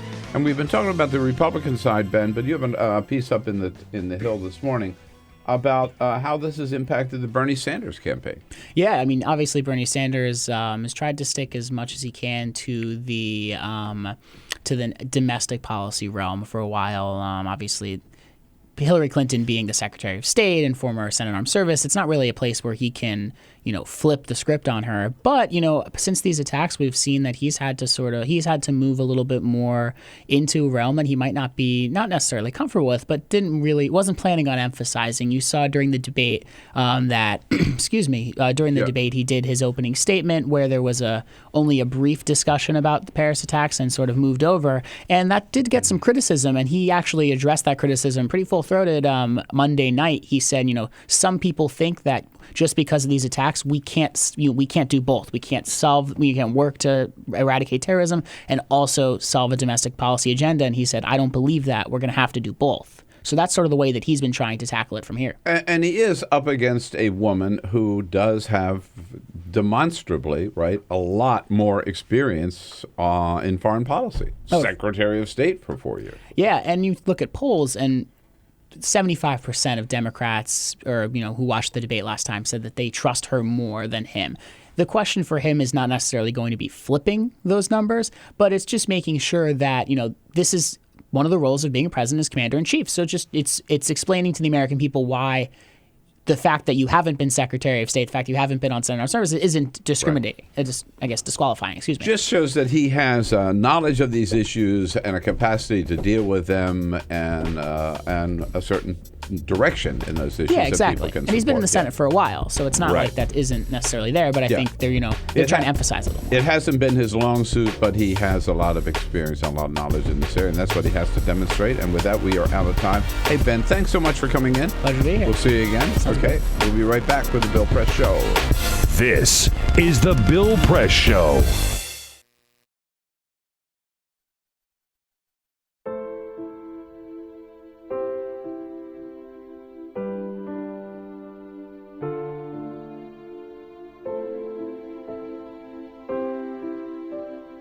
I have run these canyons for 6 million years.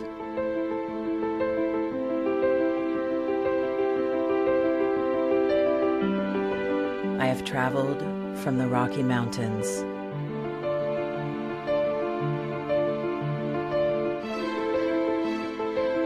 to the deserts, through scorching heat and freezing cold, from the land of the dinosaurs to fields of food.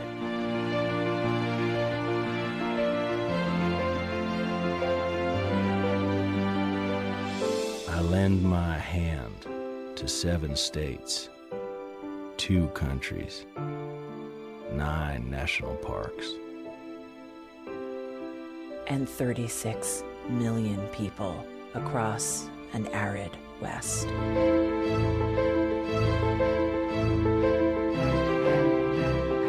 I am not the strongest or the largest, but I am the hardest working.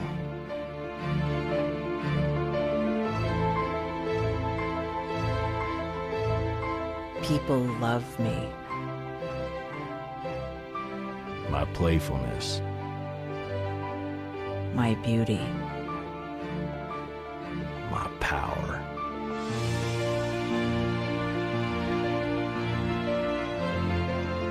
my life.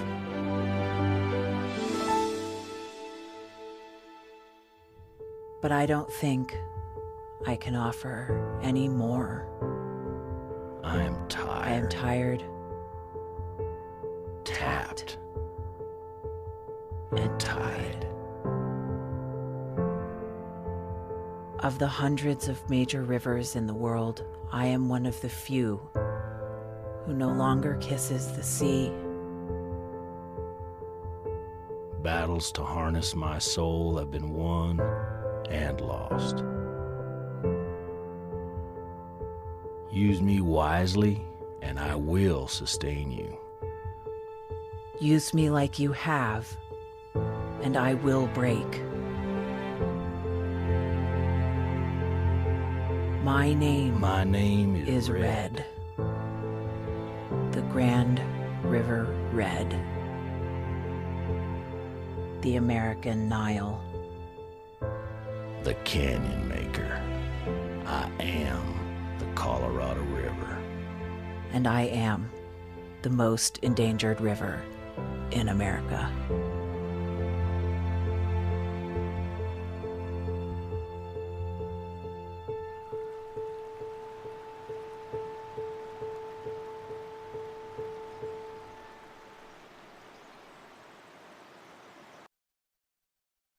So, I'm kind of new here, but I've noticed a trend.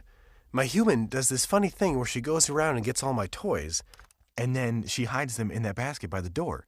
But it's always the same basket, and it's always in the same place. And then she acts so surprised when I find them, but, she's putting them in the same basket. Again. It's like, hello? That's where you put it last time. You were the worst at hide and go seek.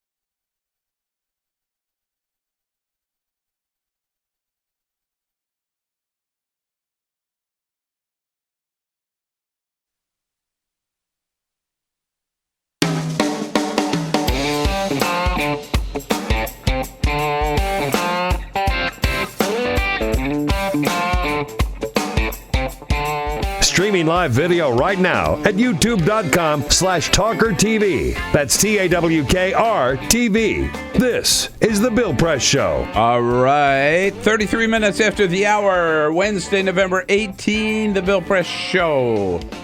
Live from Washington, D.C. And our studio on Capitol Hill, where we're brought to you today by the American Federation of Government Employees, those good men and women of our federal agencies, not just here in Washington, across the country.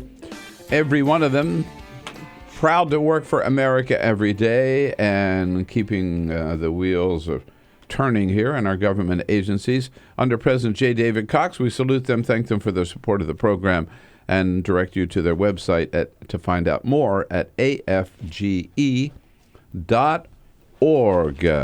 Well, the debates last week, 2 debates. Democrats, they decided they didn't want a lot of people watching, so they had their debate on Saturday night, which will still be a larger audience than their next debate, which is the Saturday before Christmas. Yeah. Yes. Hard pass. I don't think What's going on? We wanted to check in with our good friend Brenda James, media reporter for International Business Times, joining us on our newsline this morning. Hey, Brendan, what's going on? Not much. How you guys doing? All right. Hey, man. We're great. We're off to a big start here this morning. So what about this debate? This was CBS network, not cable, $8.5 million, right? Yeah.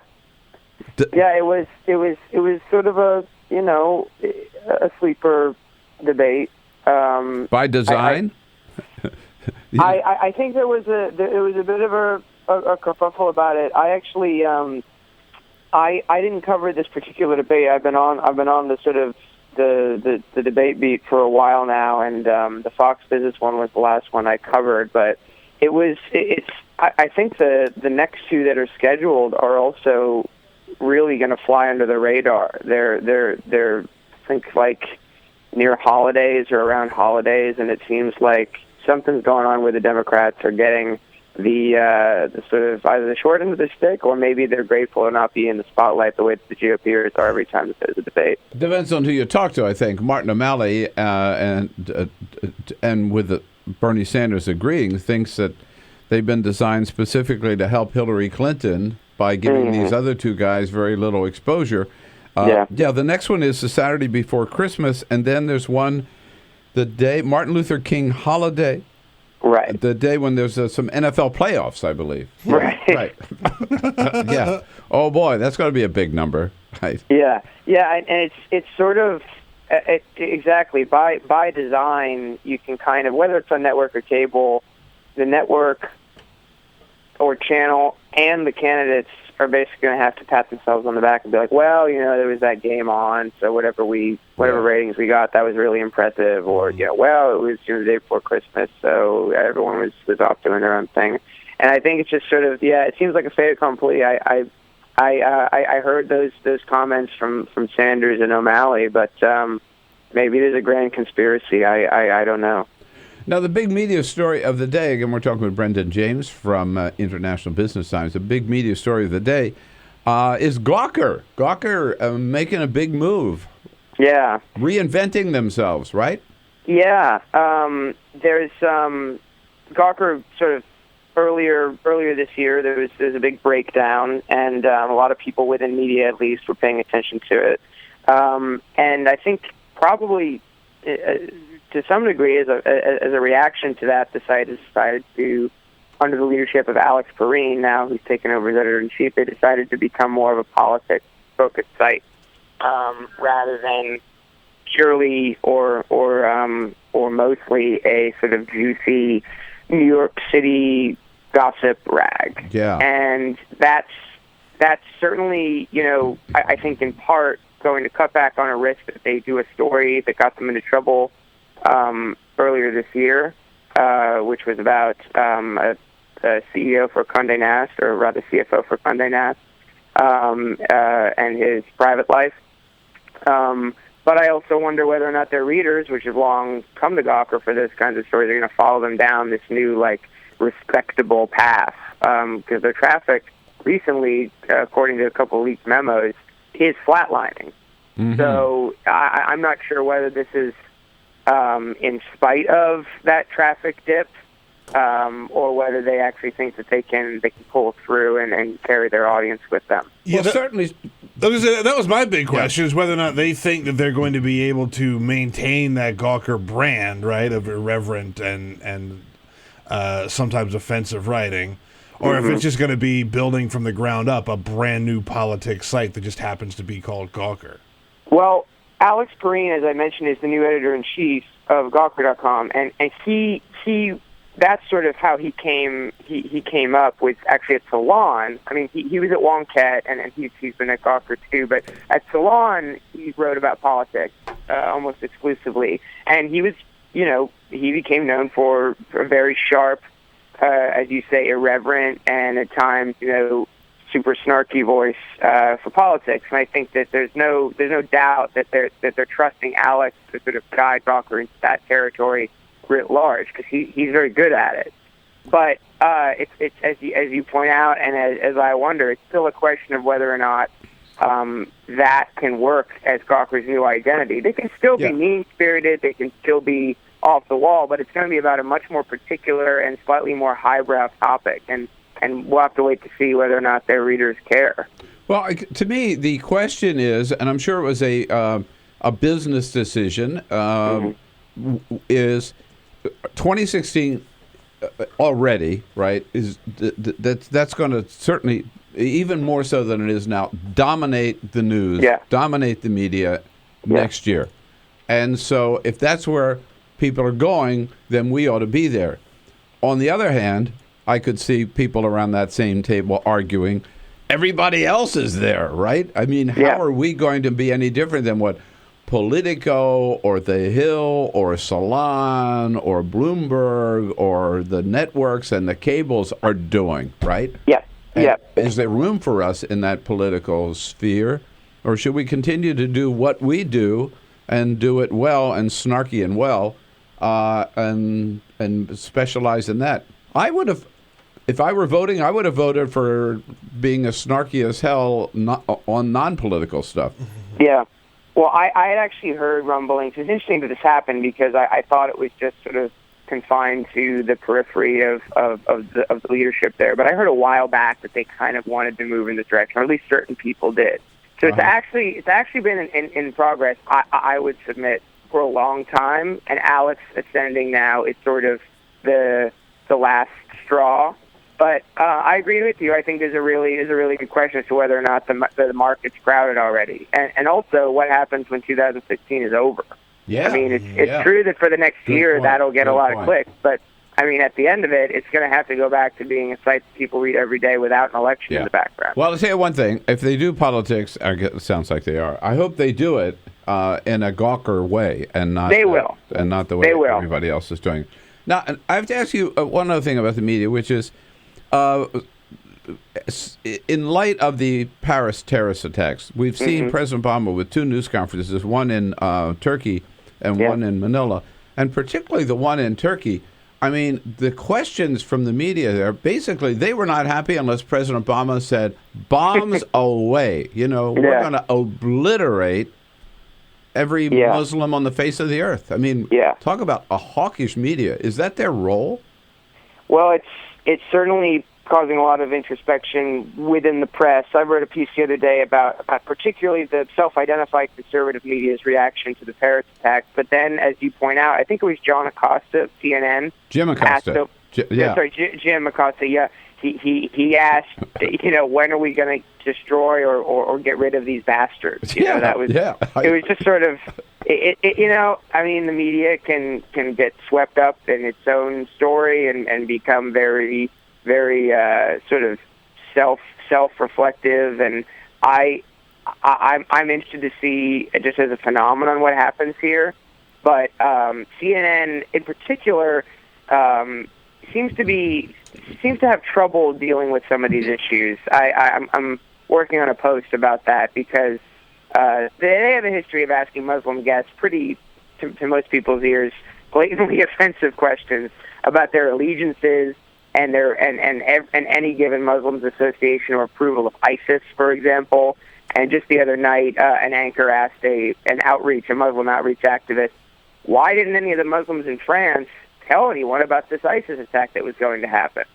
And the guy was just confounded. And this is I think his name is John Vaus. He's a CNN anchor, and there are other questions from years back like that. So whether it's CNN or any other network, it's something to watch. And with 2003 in Iraq in the background, I think people are a little worried we're entering another moment like that. Yeah.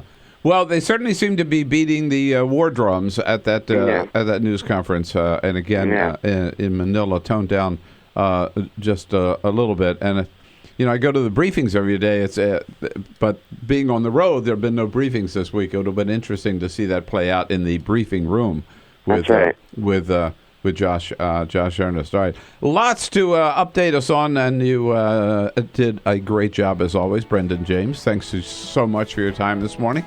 Thank you, Bill. Come down to Washington one of these days. We got to get you here in the studio. I will. I promise I will. All right. We'll see you. Thanks, Brendan. Have a good weekend. Bye. Brendan James. Weekend. It's already the middle of the week. What am I saying? All right. Have a good weekend. What the hell? What the hell? Take the rest of the week off. Brendan James from International Business Times, ibtimes.com. Follow us on Twitter @BP Show. This is The Bill Press Show. This is why you took a second job. Why you taught yourself how to fix the plumbing. Why you'll do whatever it takes to keep your home. And that is why we want to help. We are making home affordable, a free government resource that can make paying the mortgage easier. Call 888-995-HOPE today.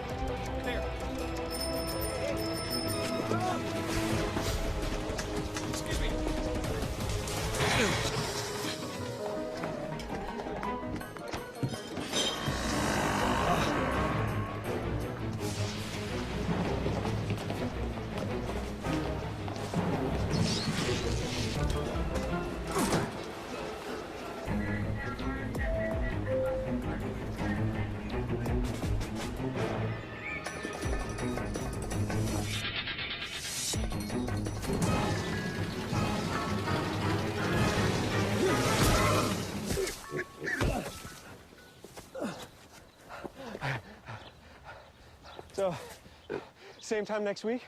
Well, of course. Put away a few bucks, feel like $1 million. For free tips to help you save, go to Feed the Pig.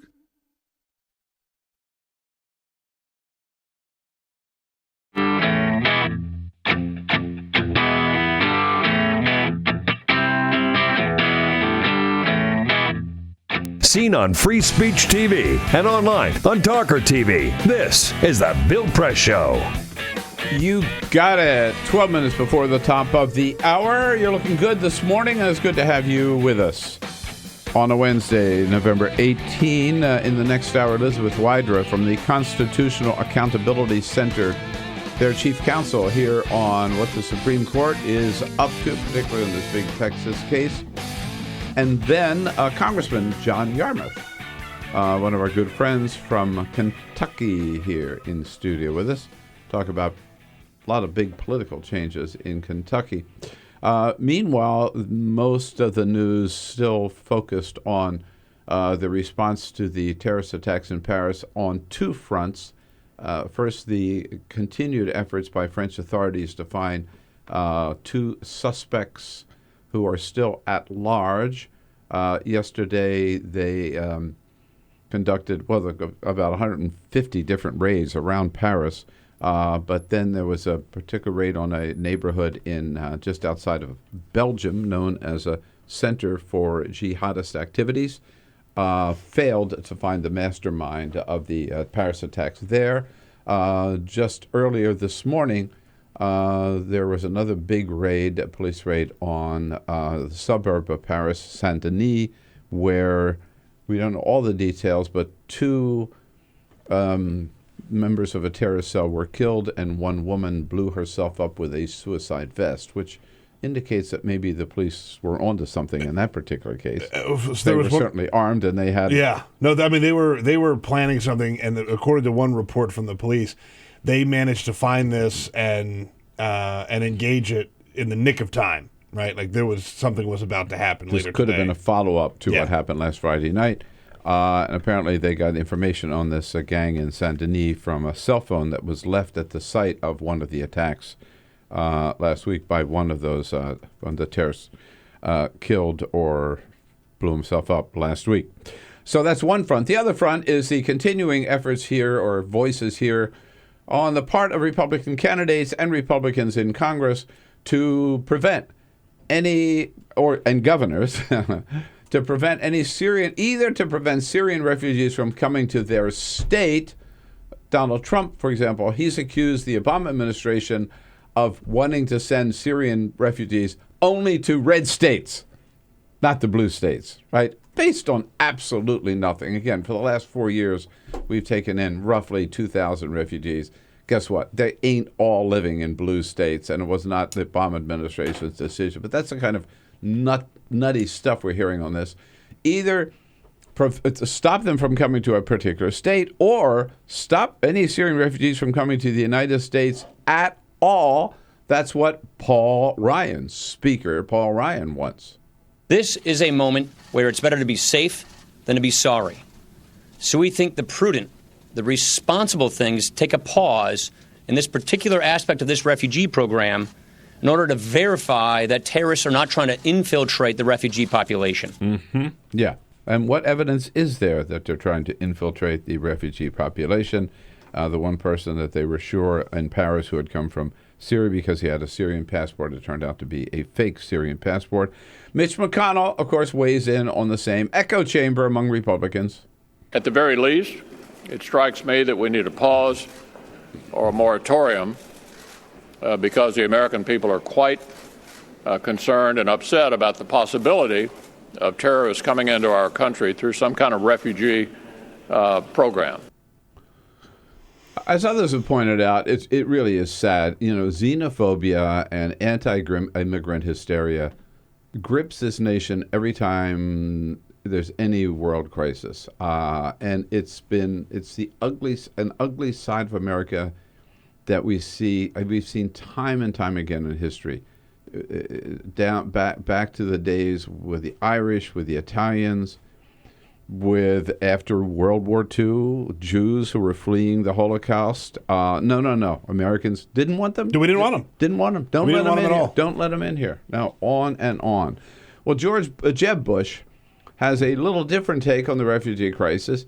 He says, well, we can't keep everybody out. I mean, so let's just keep the bad guys out. Let's keep the Muslims out, but we'll allow the Christians in. At a minimum, we ought to be bringing in people that have, like, orphans and people that clearly aren't going to be terrorists, or Christians. There are no Christian terrorists in the Middle East. They're persecuted. No. But, like, There's never been a Christian terrorist, never in history. Good Lord. That's so wrong on so many levels. Like, obviously, Christians have done plenty of terrorism, even in recent times. But also, when he's saying, like, Christians are persecuted there, the people that are refugees are fleeing because they are being persecuted. They are Muslim, but they're not the radical, violent Muslims that make up ISIS. The crossfire of this civil war. Yeah, they're being persecuted too. Well, we're really out of time here. Let's just say, of course, Donald Trump has weighed in. Thank God. On the Democratic side, you've got Martin O'Malley and Bernie Sanders and Hillary Clinton, all of whom are saying, of course, we have to do a good job vetting, and we do continue to do the good job vetting, but we're not going to just build a wall. We're not going to shut our doors. That's not who we are as Americans.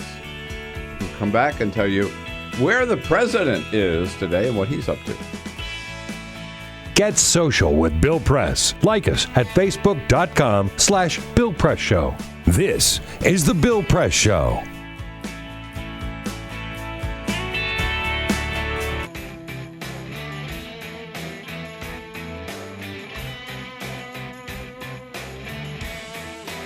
All right, here we go into hour number 3, big hour number 3 coming up. So hope you'll stay tuned. And you can watch us, of course, on Free Speech, but a little delay until 5 o'clock Eastern, 4 Central, 2 Pacific. Watch it right away on TawkrTV, youtube.com/TawkrTV. And in the next hour, Elizabeth Wydra will join us from the Constitutional Center to talk about the Supreme Court taking that big case on abortion in Texas. And Congressman John Yarmouth from Kentucky will be along. What's it like for Kentucky to have a Republican governor? Oh, God. Stay tuned. Hour number 3.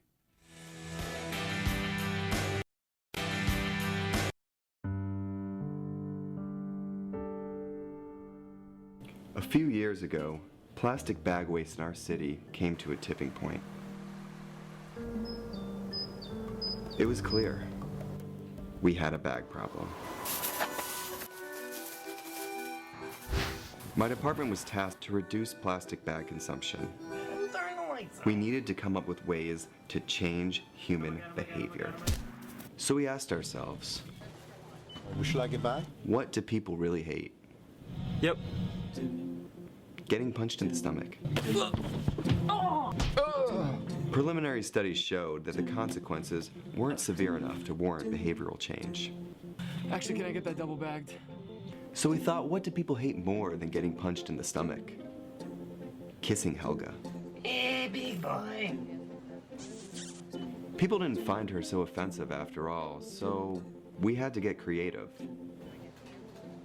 How many bags? Okay, now, pour this ice water down your pants. We tried everything.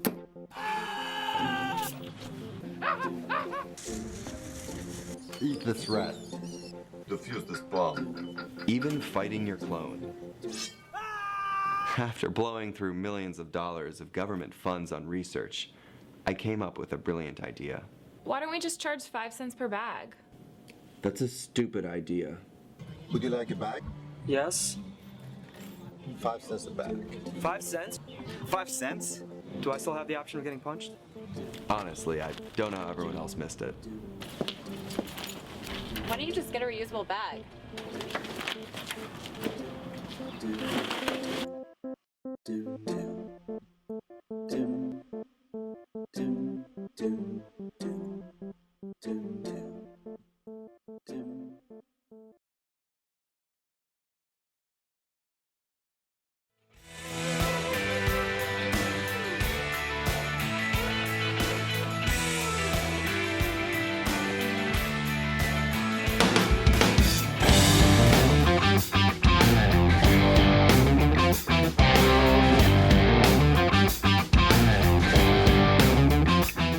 This is the Bill Press Show. In the next hour, Elizabeth Wydra from Constitutional Accountability Center starts us off, and then we'll be joined by Congressman John Yarmouth from Kentucky. President Obama, he's at the end of his day now in the Philippines, held a meeting with President Aquino of the Philippines earlier today, then attended a summit of business leaders to talk about the Trans-Pacific Partnership. They are all members of the TPP. In the afternoon, met with some Asian Pacific leaders. He's there for an APEC summit. And the welcome dinner is where the president is right now, at the welcoming dinner for members of APEC. The president, again, spends the night in the Philippines before he goes on to Malaysia. Again, we'll talk SCOTUS, Supreme Court, top of the next Bill hour. Press Show.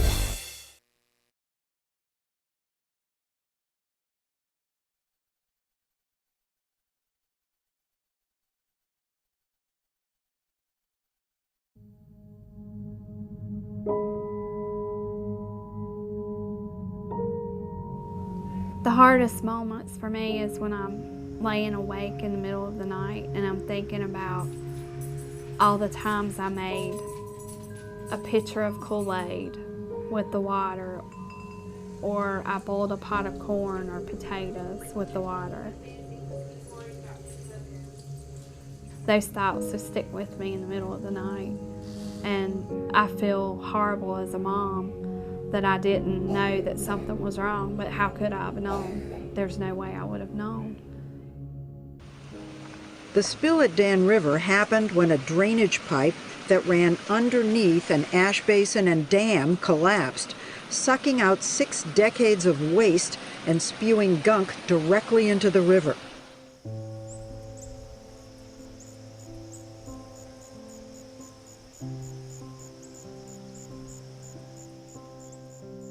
My husband and I just kind of looked at each other like, should we be concerned? We live right next to an ash pond, and this was coal ash spilling into the Dan River, and we learned at that point all of the toxins that were included in coal ash. A situation like Dan River, where there was a catastrophic disaster, gets people's attention, but the fact is that these coal ash pits have been leaking and poisoning people's groundwater and the state's surface waters for decades. Coal ash is the residue left behind after coal is burned in a coal-fired power plant. A large coal-fired power plant can burn 10 million tons of coal a year. When the organic matter in the coal is burned away, what's left behind are these trace minerals, things like arsenic, lead, mercury, selenium, and chromium.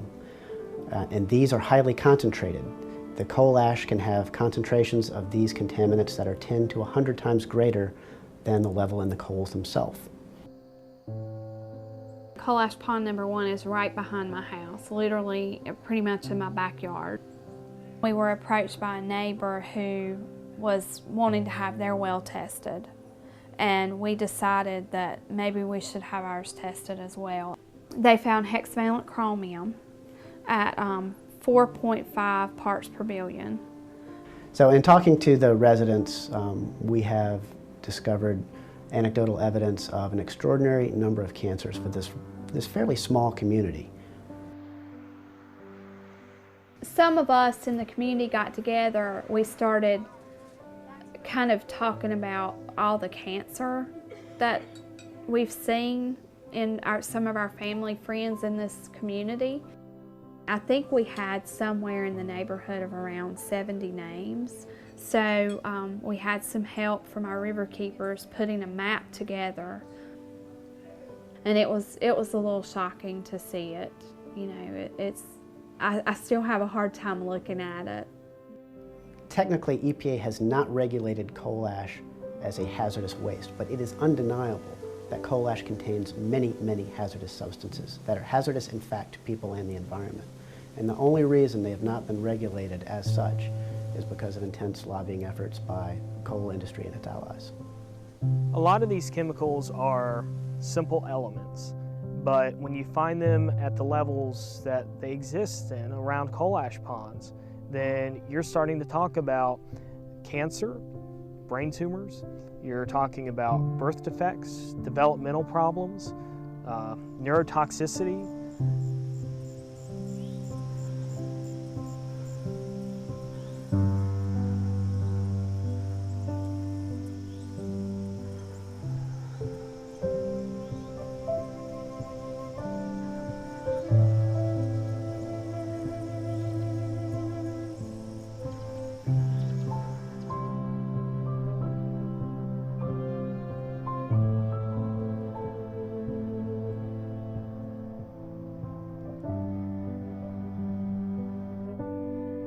we began to look at legal options, cases that we could bring in court to protect communities and their citizens from these toxic leaking time bombs. In 2002, North Carolina enacted a public financing mechanism for judicial elections. This kept private money out of judicial elections. The repeal of the public financing program in judicial elections in North Carolina creates a dangerous precedent for all, and it gives corporate polluters and other special interests the opportunity to elect the judges that they want. And this is important for us all.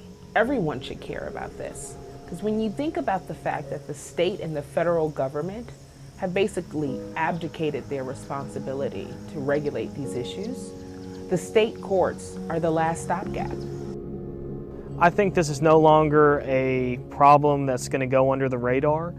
It has been exposed, and I am confident that we will ultimately, with the facts, win out and ensure that we have protected waterways. And so this is something that we all should care about. If we're worried about the water we drink and the air we breathe, we have to be concerned about money in judicial elections.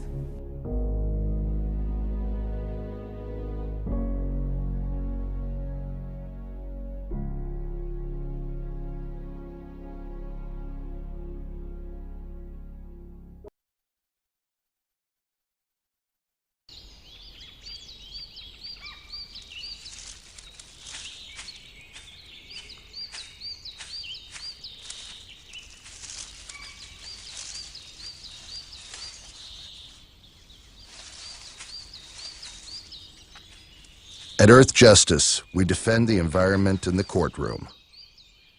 Join our fight. When you take a seat, you take a stand.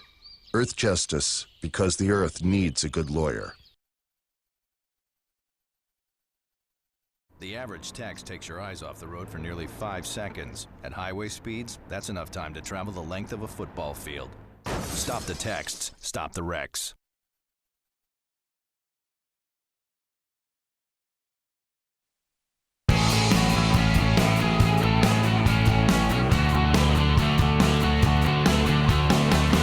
Broadcasting around the nation, on your radio, on your TV, and online. This is The Bill Press Show. Breaking news! Bobby Jindal drops out of the presidential race. Shocker. I didn't even know he was in. He really wasn't.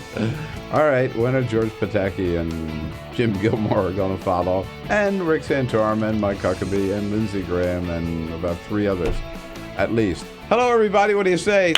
Wednesday, November 18. That's what it is. This is the Bill Press Show, and you are part of it all across this great land of ours, coast to coast. It's good to have you with us wherever you happen to be in the United States of America or around the world. Here in the USA, you follow us on your local Progressive Talk radio station or on the TuneIn app or the iHeartRadio app.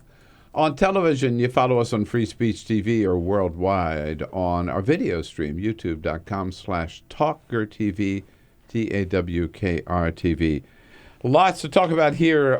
We start off the top of the hour talking about the Supreme Court taking some pretty important and controversial and scary cases this term. Elizabeth Wydra is on top of it all, head of the Chief Counsel at the Constitutional Accountability Center. Elizabeth, welcome back.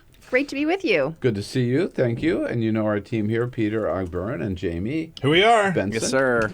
Gang's all here. Yeah, yes, gang's indeed. all here. They better be. Ray Rogers. We don't have a choice. Taking the calls at 866-55. I just cracked the whip. Yeah, right. And Cyprian Bowling. What's happening, Sip? What's happening, baby? What's happening, baby? Oh, there we go. Having too much fun. Well, you know, the Republicans have been talking tough lately. Tough on Syria, tough on refugees, tough on the media, tough on everything. President Obama had a little fun with that at his news conference in Manila in the middle of the night, talking about how tough the Republicans really seem to be. First, they were worried about the press being too tough on them during debates. Now they're worried about 3-year-old orphans. That doesn't sound very tough to me. Good little hit there. Yeah. He's referencing the 3-year-old orphans where Chris Christie said he would not allow one single Syrian into this country. And somebody asked him, well, how about 3-year-old orphans? And he said, no. Those little terrorists. I mean, yeah. In their diapers. So compassionate. Yeah, compassion. I wouldn't look for that in the Republican playbook. Not in this group. Also completely ignorant of the Constitution, but that's a whole nother Yeah, right. There is that, too. Yes. And we will get to that with you, constitutional scholar here and lawyer. But a little bit later, Congressman John Yarmouth from Kentucky here in studio with us. But this is the Full Court Press. Just a couple of other stories making news. 2015 is almost over, and People magazine has announced their sexiest man alive. Bill, I'm sorry, yet again, not on the list. Any guesses on who the sexiest man alive is? It's always been George Clooney. George Clooney has been sexiest man alive before. Yeah, Last year it was Chris George Hemsworth, anymore. the guy that plays Thor. Any guesses? Al Sharpton. Al Sharpton, I'm sorry, Bill. No, I'm sorry, Al Sharpton. Number one, the sexiest man alive for 2015 is David Beckham, former soccer player. Whoa. Yeah. Huh. He's 40 years old, right? We know he's married to Victoria Beckham, the former Spice Girl. Posh Spice, yes, indeed. They've got 4 kids together, and he still rocking it at 40 years old. Good for him. I didn't know he was still relevant, though. I gotta say, it's I'm surprised by that. been a minute since he's been in the headlines, but okay, he is a sexy man. Speaking of sexy, I mean, look, if he's the sexiest man alive, he's still relevant, Jamie. Yeah, exactly. Right. Once sexy, always sexy. Speaking of sexy, Donald Trump says that he has. I wouldn't put that in the same sentence. He has lost some weight. He says he's lost 15 pounds just being out on the campaign trail. You want to know why? According to him, Wait, quote, let me guess. Go ahead. Jeb's paleo diet. No, it's not that. He says, quote, I've lost weight because my events are so exciting. When I'm done, I don't even want to eat. I've lost 15 pounds on the campaign trail, end quote. So it's because he's just so damn exciting. That's why he's losing all that weight. I mean, he did reenact the Ben Carson stabbing last week. That's That right. was pretty It did take some physical movement there. So I don't believe a word he says about anything. I know. Me either. Simple enough. I did this story a couple months ago in Downey, California. That is where the very first Taco Bell is, right? It stands there, but demolition plans got in the way. They were going to tear it down. And the community rallied to save, of all things, the first Taco Bell. So we now know what's going to happen. Taco Bell has said they heard the outcry. They see why this is so important. They are going to save the original Taco Bell, except here's the thing. They're moving it from Downey, California, about 45 miles down the freeway to Irvine, California. That is where their corporate headquarters are. And you could go to the corporate headquarters and you could see the very first Taco Bell. The actual building. They're moving the whole damn thing. You could worship there. Yeah. Right? Yeah. Go for it. People will be like those shrines that they leave their crutches, Yeah, that's right. Healed by the taco. Yeah, that's right. That's right. Go see it in Irvine, California. All right.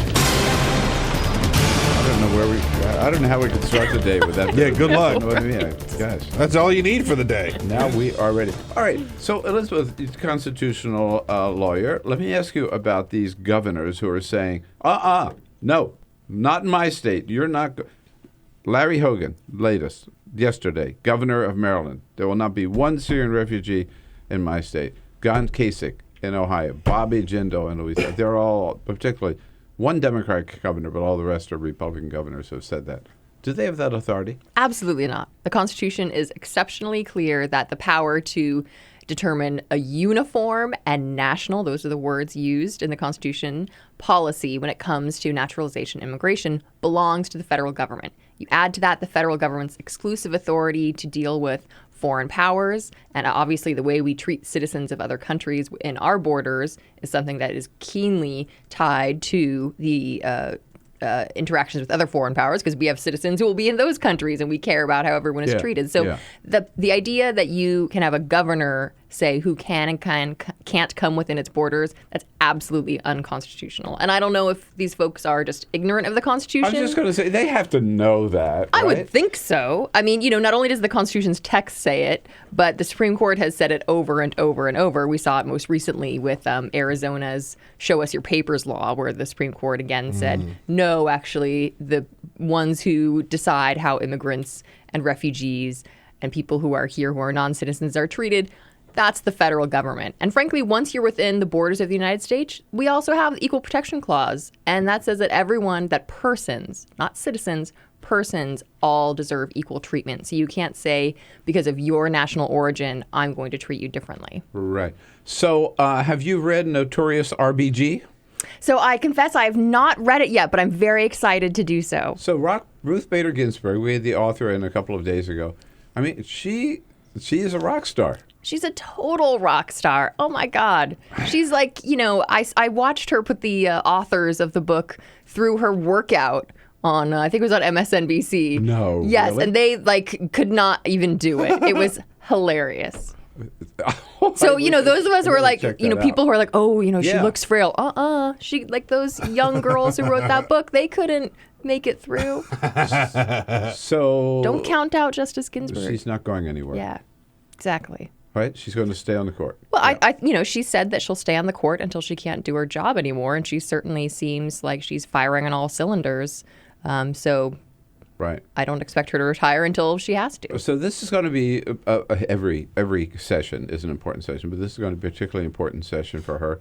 A lot of big cases coming up. The one that got the most attention recently is the Texas case on abortion. Yes. Which would effectively, you explain what the case is about. Yeah, so there have been states led by Texas, also Mississippi, that have created these sham laws that pretend to be about protecting women's health by requiring places that provide abortion services, as well as many other preventative health services for women, to basically be the same as a hospital surgical center. So they have these building requirements, facility requirements. Where you could do brain surgery, heart surgery, and all this stuff, the same standards. Exactly. Right. As well as requiring doctors who provide abortion services to have admitting privileges at local hospitals.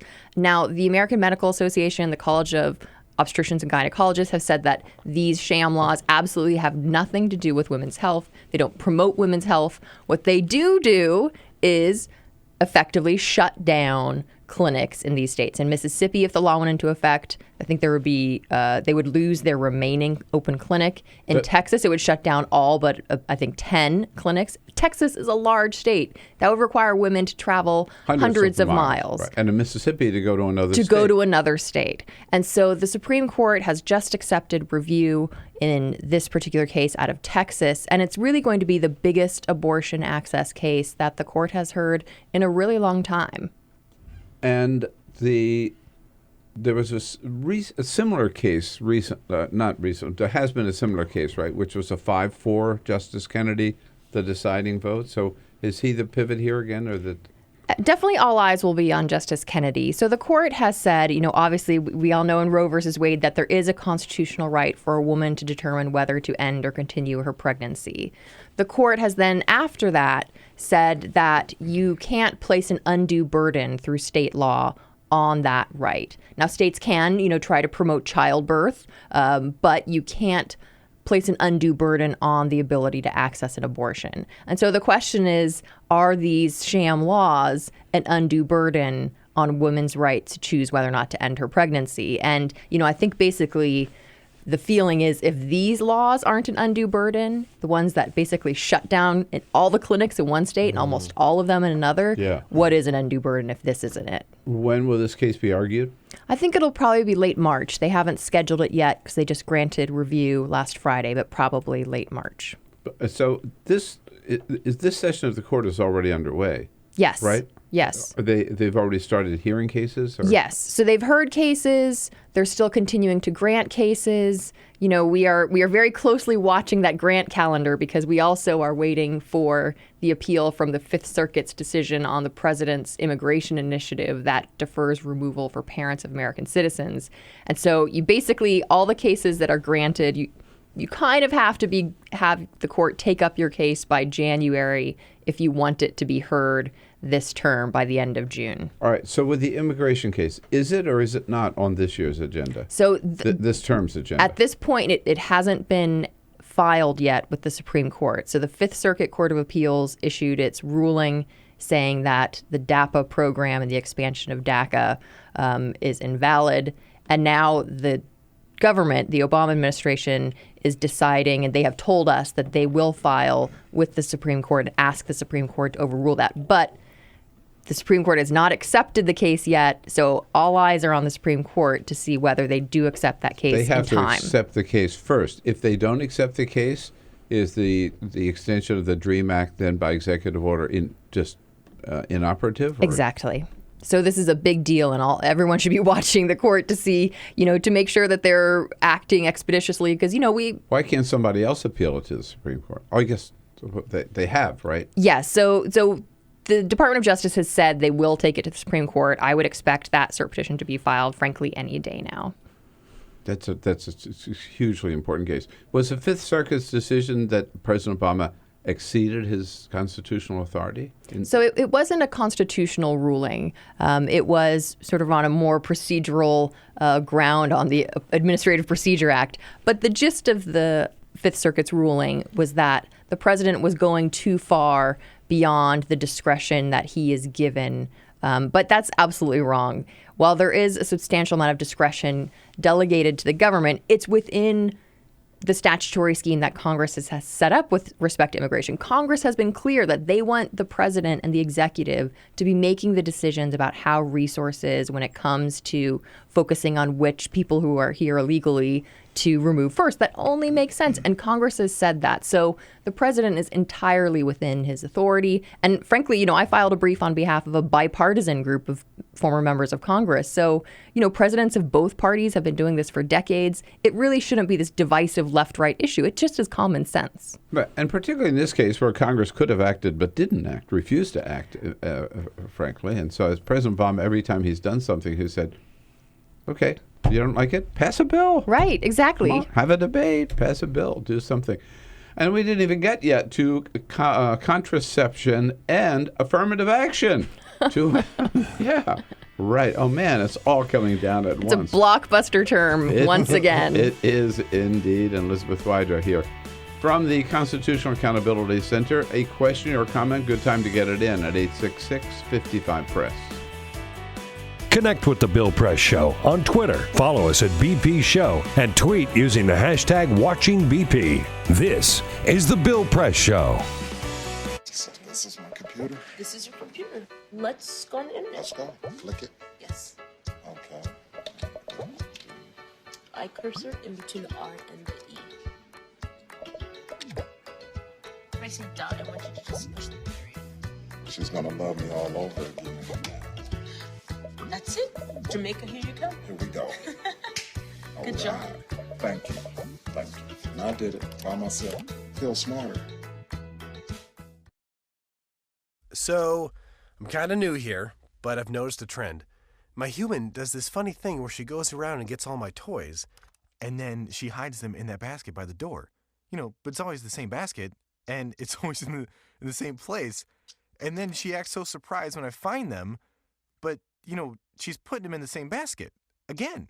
It's like, hello? That's where you put it last time. You were the worst at hide and go seek.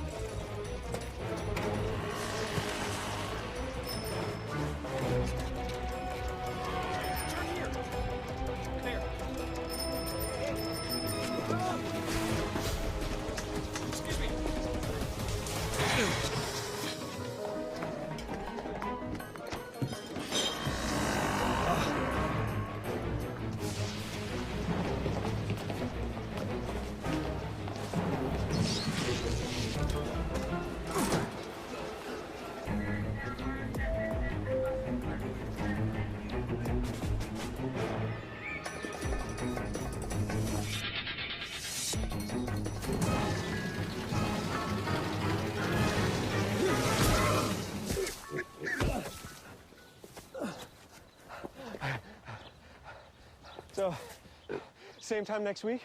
Well, of course. Put away a few bucks, feel like $1 million. For free tips to help you save, go to Feed the Pig.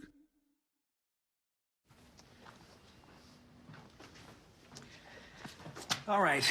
I know this isn't any fun to talk about, but we should. Okay. So who's going to do what? I'll pack the dead batteries. Great. I'll only put what I don't need into a duffel bag. Perfect. That's totally unhelpful. No problem. Meanwhile, I will try to comfort everyone by speaking in a calm voice. And I'll try to get the generator going without any gas. Oh, let's not forget the cell phones, which probably won't work. Right. And who is going to handle supplies? I can forget to do a list for us. Thanks, pal. Well, I think we couldn't be any less prepared. I'm proud of you guys. Talk to your kids about who to call, where to meet, what to pack. Visit ready.gov/kids for tips and information. Hey, thanks for stopping by. You know, I followed your character since the first episode. I'm a big fan, big fan. Thank you. And listen, your storyline, it makes for incredible TV drama. Thing is, your drug use is very adult content. Too adult for the kids. So I'm gonna have to block you. Oh, man. Yeah. Well, have a good one. You're a nice lady.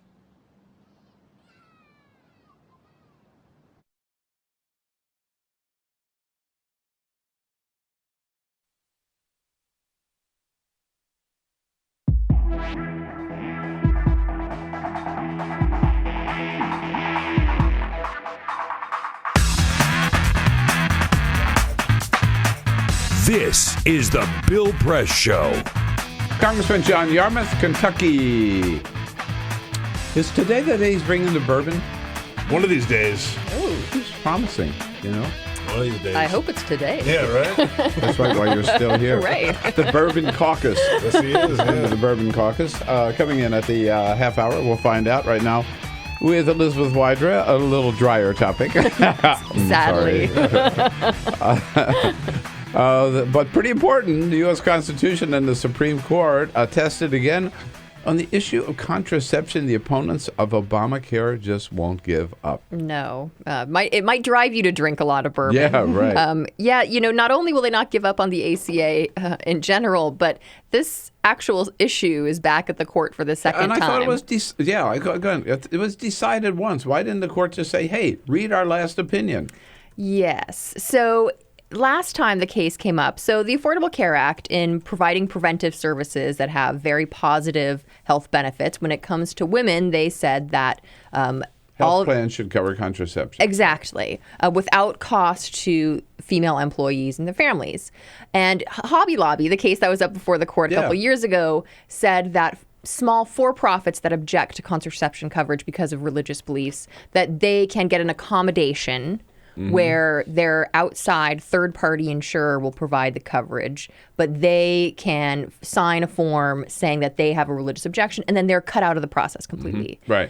The court noted that this accommodation already exists for religiously affiliated nonprofits like universities that are Catholic, etc. They noted that in the opinion. Well, now these religiously affiliated nonprofits like Christian colleges, etc., have sued and said the accommodation that you said was good enough in Hobby Lobby, we don't think is good enough, because we still think that filling out this form so that a third party can provide the coverage to women and their families, that somehow still implicates us. So the issue before the court is this a substantial burden? It's important to note that the law requires a substantial burden on religious exercise. And the government has bent over backwards to accommodate religious liberty. They said, we get it. We don't want to force you to provide contraception coverage. That's why we're cutting you out of the loop through this accommodation. And the court's going to have to decide. It sounds to me like these people don't have a really strong case, but who knows what the court will do. I mean, they've lost in all of the federal courts of appeals except for one. Right. So, going up, there is a strong case behind it. And, the government really has tried hard to balance the interests of religious liberty and the important interest in women in getting access to contraception. We'll be watching with you, Elizabeth Wydra. Thanks for coming in. Absolutely. Thanks for having me. This is the Bill Press Show.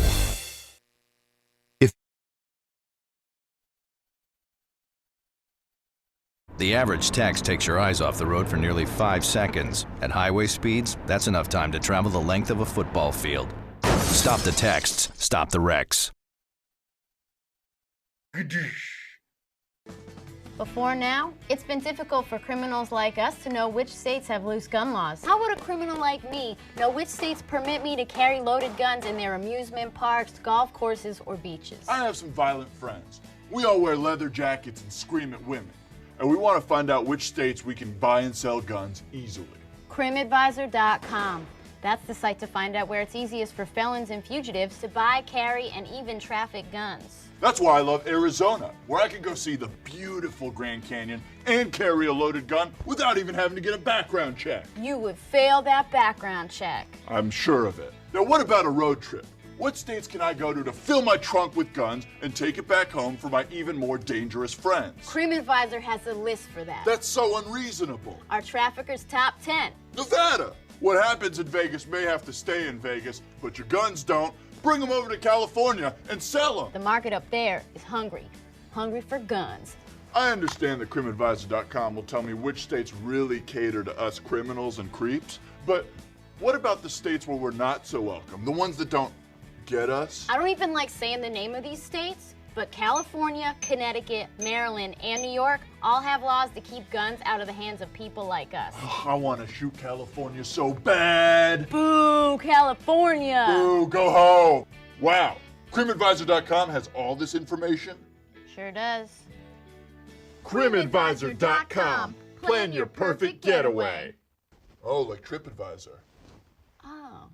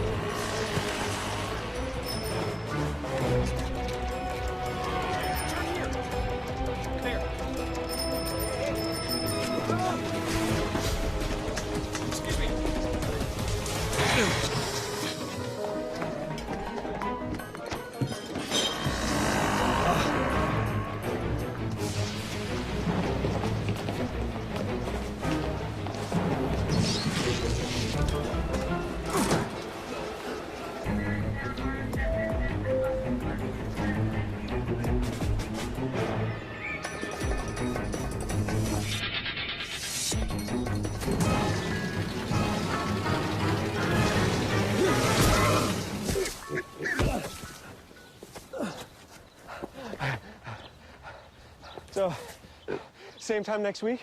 Well, of course. Put away a few bucks, feel like $1 million. For free tips to help you save, go to Feed the Pig.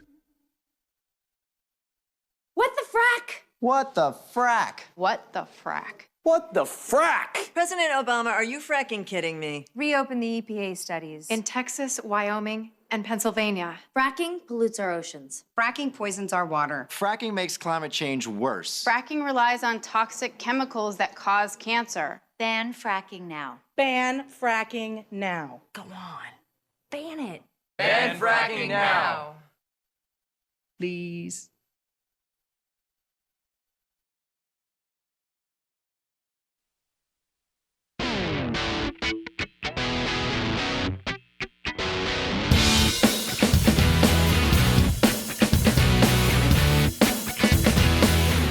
On your radio, on TV, and online. This is The Bill Press Show. Hey, here we go, 33 minutes after the hour. It is The Bill Press Show. We're here in our nation's capital, and we're here with you everywhere, coast to coast in this great land of ours, on the radio, your local progressive talk radio station, and on Free Speech TV, worldwide on our video stream, TawkrTV. Brought to you today by the International Association of Machinists, the Machinist Union, under President Tom Buffenbarger. Members of the Machinist men and women strong, sharpening America's edge on the global economy. And for more information, You find out, check out their website at goiam.org. Congress, believe it or not, back in town. Are they going to get anything done? What are they up to? Congressman John Yarmouth from Kentucky, a good friend, founder of the Bourbon Caucus of the House of Representatives, in studio with us. Great to see you, Congressman. That's awfully light bourbon you got in there today. I mean, that's just, it's just begging for something to be added. A little later in the day, maybe. Things going well now. Bourbon's doing great. Bourbon's doing great. Yes, The rest of the state, I'm doing my part. The rest of the state, not so great, right? Not Since so we've great. seen you, Kentucky took a deep dive red, huh? We did, and it was very discouraging, not just from a partisan basis, but we have a new governor, Matt Bevin, who was elected with 16% of the registered voters. How so? How That's could that it. happen? Well, only 31% of 30 or 31% of voters voted. Oh, and so this is a fascinating story. Matt Bevin ran in the Republican primary against two establishment Republicans. He's more of a Tea Party type. Yeah. He got 5% of registered Republicans because only 12% turned out, and won the nomination by 83 votes, and then won the general election with 16% of registered voters. And of course, the problem with that is now he thinks he has a mandate. Yeah, when of course. when 84% of registered voters didn't vote for him. 84% for registered voters. And so, I mean, but That's our fault, by the way. Yeah, right. That's our fault. And there he is, supposedly representing all the people of Kentucky, which he does not. Does not, and he has some rather extreme policies which he may or may not try to implement. One of which, of course, is to end Kentucky's great healthcare reform system. And I mean, he wants to do vouchers not just for charter schools, but for homeschooling. Just incredible. He wants to make Kentucky a right-to-work state, which is not unusual for Republican candidates these days. But in Kentucky, we're now ranked number one in new business generation per capita without right to work. And so many of us think that would be just a race to the bottom, and a race where we have declining incomes and standard of living. So we'll see if he can get it done. Shame on both parties for not getting their people out for that special for that. But off-year elections, it's tough. I mean, these are not even midterms, right? This was in between midterm and presidential elections, and so then even a lower turnout. Exactly, and it's very strange in Kentucky. I don't know, this doesn't make sense to me, but I mean, we've always had odd-year elections for governor, but we've moved our state legislative races to even years. So this year, all we had on the ballot were constitutional offices. So we had governor, lieutenant governor, secretary of state, attorney general, treasurer, auditor, and agriculture commissioner, and then a few judicial races. So there was very, very little interest in the race. I think quite frankly, both candidates failed to inspire a lot of interest in the campaign. But I think more importantly, this is just part of this malaise we're in nationally, where a lot of people just don't think their vote matters and don't think government matters, and that's it's part of a 40-year crusade from the right to discredit government, and they've been very successful, and we haven't been very good at countering that. And too many people think that their vote doesn't count because they can't write the big checks. That's exactly right. And, thank goodness that Hillary Clinton has taken that on, has been very outspoken in her early campaign. As has Bernie. We just got to keep the heat on because virtually every ad that was run for Matt Bevin or against Jack Conway was by an outside group. Matt Bevin ran very few ads by himself. Yeah, and it was all outside money, all anonymous. Nobody knew where it came from, and 97% of the ads run for Republican candidates mentioned Obama. Is that right? Yeah, right. In Kentucky, which is, I guess that's the strategy that they thought would work, and apparently it did. But our candidate, who's a dear friend of mine, I love him to death, Jack Conway, pretty much ran away from Obama. And I think that demoralized the base, particularly in Louisville, where you have to come out with a big margin. Last year, in the off-year election, I got 157,000 votes, and Jack Conway got about 110,000. So there's a 47,000 vote drop-off just in the Louisville? 3rd district. Yeah. Now, you mentioned this briefly, but one of the big questions was, as you and I have talked, Kentucky had probably the best state exchange in the entire country with Connect. With so many people taking advantage of it down there, will Matt Bevin dare just, tear that apart? Well, Matt Bevin said during the campaign that he would release his tax returns if he was elected governor. The day after he was elected, he said he wasn't going to release his tax returns. I think there's a reasonable chance that he might change his mind.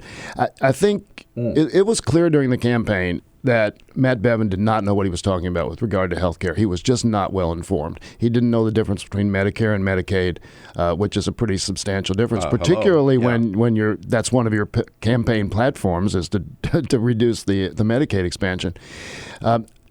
The exchange, if he does away with it, it will be worse for Kentucky consumers. It will cost Kentucky consumers more. It will cost the state about $23 million. And not only that, in Kentucky, Connect is the entry portal for both private insurance, individual purchasing insurance, and also for Medicaid. So if he does away with it, he's still going to have to create another portal for entry into Medicaid. And so it makes no sense on every level. And my hope is that once he gets in and actually looks at the balancing act there, that he'll decide that it makes no sense. He can't do it for another year anyway. It requires 1 year notice. So we're going to have the exchange until the end of 2016, no matter what, and we'll see. I think he'll learn that it's not a smart thing to do. I haven't followed it that closely, but his comments since he was elected seem to indicate that he's at least willing to or to consider before he takes any. I think he will, and I think one of the somewhat potentially reassuring things is that the people he's brought into his administration so far are kind of mainstream pragmatic Republicans. Apparently, they're not ideologues. He came into office. He ran a campaign basically disconnected from the Republican Party, basically disconnected from everybody. He's a businessman, right? Is that? He didn't have a significant campaign infrastructure, so he comes into government kind of, I guess, in a way isolated. So, but again, the people he's brought in seem to be connected, and I think maybe will provide a more nuanced perspective to him. Is Kentucky ready to welcome any refugees from Syria?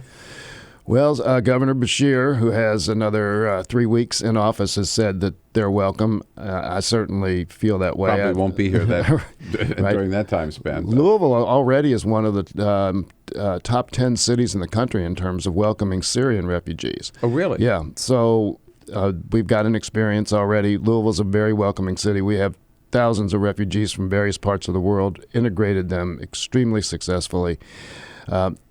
Bevin said he would not. But again, in Kentucky, the governor has no control over that. Neither does the legislature. The money for resettling refugees comes directly to the organizations, the non-governmental organizations that do the settlement, like Kentucky. It's called Kentucky Refugees Ministries and Catholic Charities. So they get the money directly. The governor has nothing to do with it. So he can't stop it.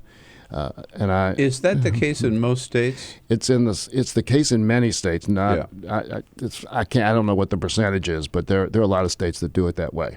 And certainly, we just had Elizabeth Wydra in from the Constitutional Accountability Center, who said clearly the governors do not have the constitutional authority to block anybody from moving into their state. No, exactly. There's a lot of grandstanding going on in exactly. And I hope this, we looked it up yesterday. That tragic photo of the 3-year-old boy who washed ashore. There have been like 70 drownings of children in the 6 weeks following that tragedy, just around Turkey and Greece and in those areas. And these are the people we're talking about. We're not talking about 24-year-old men. We're talking about women and children and families. Yeah, who, as we just were talking earlier, who've lost everything, and been in the Civil War now for 4 years in the middle of it, lost their homes, their schools, everything, right? Right, and these are people who have been living given up hope, and they've in been that land. Exactly, and they've been living in these camps, and obviously disconnected from everybody, from their background, and they're not. It'd be tough. It may be wild for a potential terrorists, to put him or herself through that, living in camps, and then just with the hope of getting resettled after a 2-year vetting process, getting resettled in the United States to make trouble. It just doesn't. It defies logic. Well, it's hysteria. It's not based on fact, for sure. Congressman John Yarmuth here from the 3rd District of Kentucky on the issues of the day. And will there be a government shutdown? Or can Paul Ryan avoid it? 866-55-PRESS if you want to chime in, if you have a question for the good congressman, and we'll be right back. Get social with Bill Press. Like us at facebook.com/Bill Press Show. This is the Bill Press Show. It is possible to read the history of this country as one long struggle to extend the liberties established in our Constitution to everyone in America. In other words, who, according to our laws and culture, gets to be considered a person? The law creates legal personhood, and movements create law and change culture. So, how have the courts passed laws to shape our culture? That history goes way back before Citizens United. 1819, Dartmouth College versus Woodward, Supreme Court case, turned a corporate charter from a government-granted charter to a contract. This ruling gave corporations standing within the Constitution. 1886, Santa Clara County versus Southern Pacific Railroad. Though the court did not rule on corporate personhood, the decision was subsequently cited as a precedent to hold that a private corporation is entitled to the same 14th Amendment rights of due process and equal protection as human beings. This makes it impossible for us to make laws that treat local businesses any differently than giant multinational corporations, even if their business practices are deemed to be harmful to workers, the environment, and communities, or if they have a history of violating the law. Hale versus Henkel, 1906. The court granted corporations the Fourth Amendment search and seizure protection. Dodge versus Ford Motor Company, 1919. The Michigan Supreme Court says the business corporation is organized and carried on primarily for the profit of the stockholders. Stockholder primacy is established. The purpose of the corporation, according to the court, is no longer to serve the public good, as it had been. It is now to maximize profit for shareholders above all else. Pennsylvania Coal Company versus Mahon, 1922. Corporations get the Fifth Amendment takings clause, meaning if you pass a regulation that impacts a corporation's ability to make a profit, that is deemed a taking, and they can sue for the right to future profits lost. This creates a chilling effect, and local and state governments become much more hesitant to pass laws in the public interest for fear that corporations can claim loss of potential profits that cities and states will be on the hook to pay. Buckley versus Vallejo, 1976. The Supreme Court rules that spending money to influence elections is protected under the First Amendment, in effect saying that money is speech. Citizens United versus Federal Election Commission, 2010. Today, the Supreme Court of Chief Justice John Roberts declared that because of the alchemy of its 19th century predecessors in deciding that corporations had all the rights of people, any restrictions on how these corporate beings spend their money on political advertising are unconstitutional. The court's ruling threatens to undermine the integrity of elected institutions across the nation. It's a rejection of the common sense of the American people.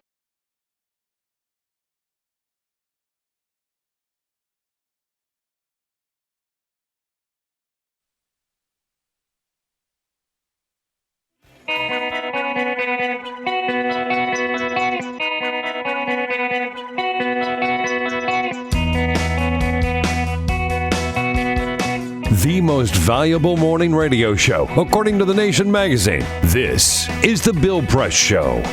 12 minutes now before the top of the hour. We're winding up today's program with Congressman John Yarmuth from Kentucky. It's Kentucky's 3rd District. Congressman, with all the issues, you've got the transportation deal, you've got the budget that you've got to deal with. There is more talk lately about what we ought to be doing about ISIS. And some voices calling now for, we're not doing enough. We need to step up our game. We have to send in ground troops. You've heard a lot of your fellow congressmen talking about that. What is this strategy? President Obama's strategy, degrade and destroy. Is it working? Well, it depends on how you describe working. Yeah. I think one thing I just heard when I was coming in this morning, there was new information about a lot of things that we were doing to head off plots against us and others, that we had killed a lot more of them quietly than had been previously announced. And so I don't think anybody has really full information enough to make an informed judgment. But I think one thing that was compelling to me that I've read in recent days was Charles Pierce's column, in which he talked about cutting off the financial support and that we, in his opinion, and I agree with him, we haven't done nearly enough to press our supposed allies in that part of the world to cut off the funding for it. A lot of the funding we know is coming from Saudi Arabia and other Arab states, not from the governments, but from people in those countries. And we need to really, I think, come down hard on those governments to stop it. And the Russians, I guess, or the French were bombing some of the oil transports, which is, I think, a good of ISIS, which is a good idea. But that seems to me to be one of the ways that we can ramp up our efforts. Is there any appetite among the American people for ground troops in Syria? Well, it's interesting. When a couple years ago, when that came up, when the president floated that idea, I think in my office, the phone calls were something like 600 to 3 against it. Wow. And I think that was the experience that virtually every member had, overwhelming opposition to it. Now the polling shows something different. A slight majority, 50. I think the last one I saw was 54% actually support sending ground troops to Syria. I think that number would drop very precipitously once there are casualties that start happening. And so I tend not to consider that too heavily, that 54%. I think the American people really don't want significant combat troops. Let's put it this way. If you ask them, would you be willing to tolerate hundreds or thousands of American casualties in Syria, I think the number would be very different than just say, are you willing to send troops there? Are we going to see a government shutdown this year? I can't believe it, but people are still talking about it, either a poison pill dealing with Planned Parenthood, or now some people are saying we have to have a rider that would shut down America's refugee program. I cannot believe that Republican leadership would allow that to happen, but they may not be able to stop it. And I think with Planned Parenthood, we know that the president would veto that. I think the president would veto a ban on Syrian immigrants. Sure. And we'd be probably stuck for, somewhere into mid or late December trying to resolve that, if that's the case.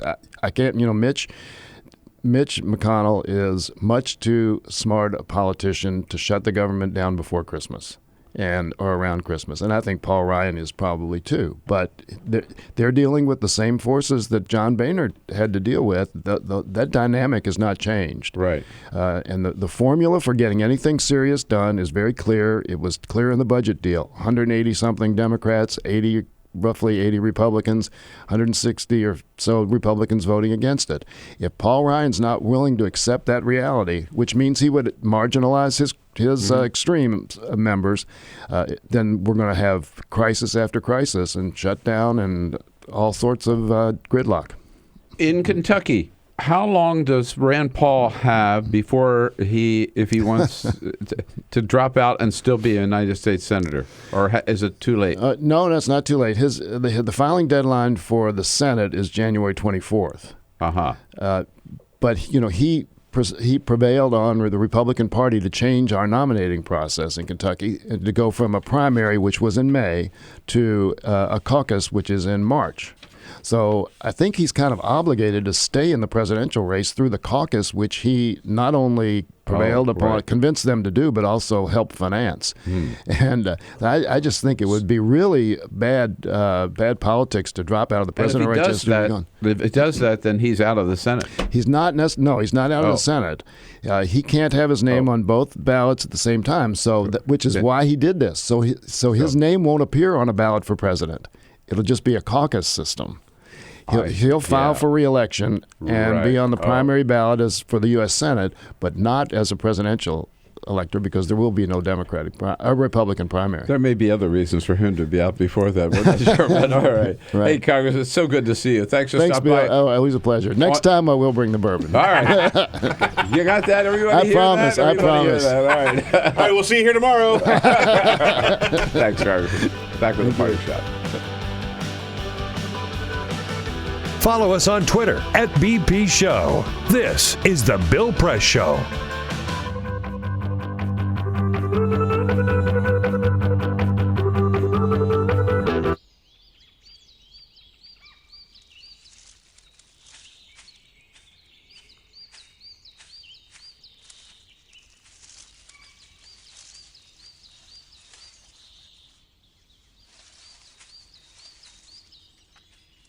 At Earth Justice, we defend the environment in the courtroom. Join our fight. When you take a seat, you take a stand. Earth Justice, because the Earth needs a good lawyer.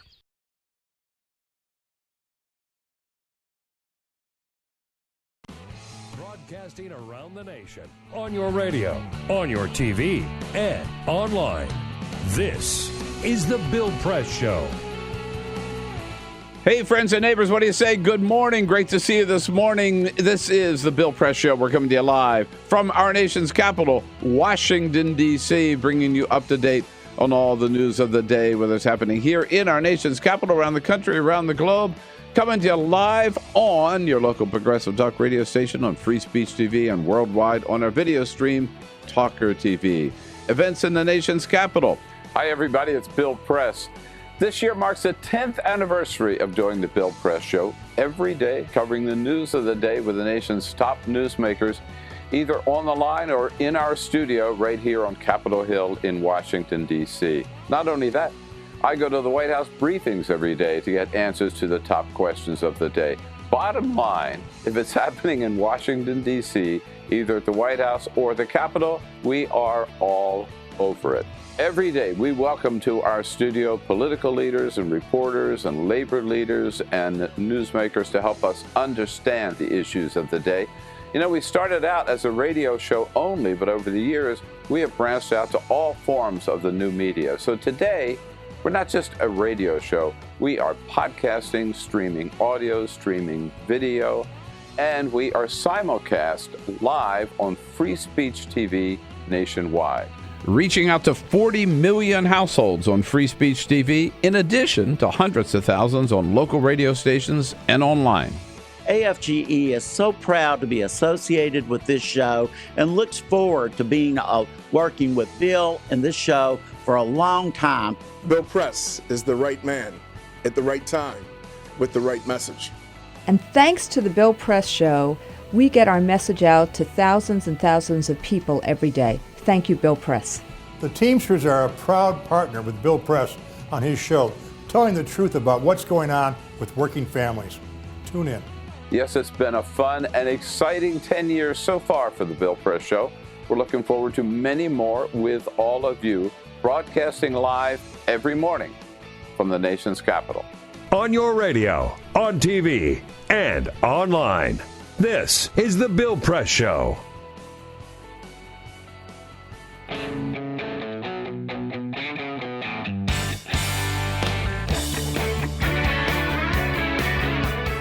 The Parting Shot with Bill Press. This is The Bill Press Show. You know, a lot of people have been saying a lot of crazy things in the wake of the Paris terrorist attacks, but one of the craziest is blame it all on Edward Snowden. Yep, even CIA Director John Brennan weighed in on this one, saying it was Snowden's fault because he told the world that NSA was spying on phone calls, so now terrorists can use other smarter forms of communication, which is total nonsense. In fact, it's just the opposite. The way I see it, if NSA didn't spend so much time listening in on every phone call made in America, maybe they'd have more time to keep up with the terrorists and develop their own new technology to follow them. In other words, our intelligence agencies, as we have seen, are totally incompetent. They have missed so much, including these Paris attacks. You can't blame their incompetence on Edward Snowden. That's my parting shot for today, folks. On this Wednesday, November 18, make it a good one, and then come back and see us right here tomorrow morning. This is the Bill Press Show.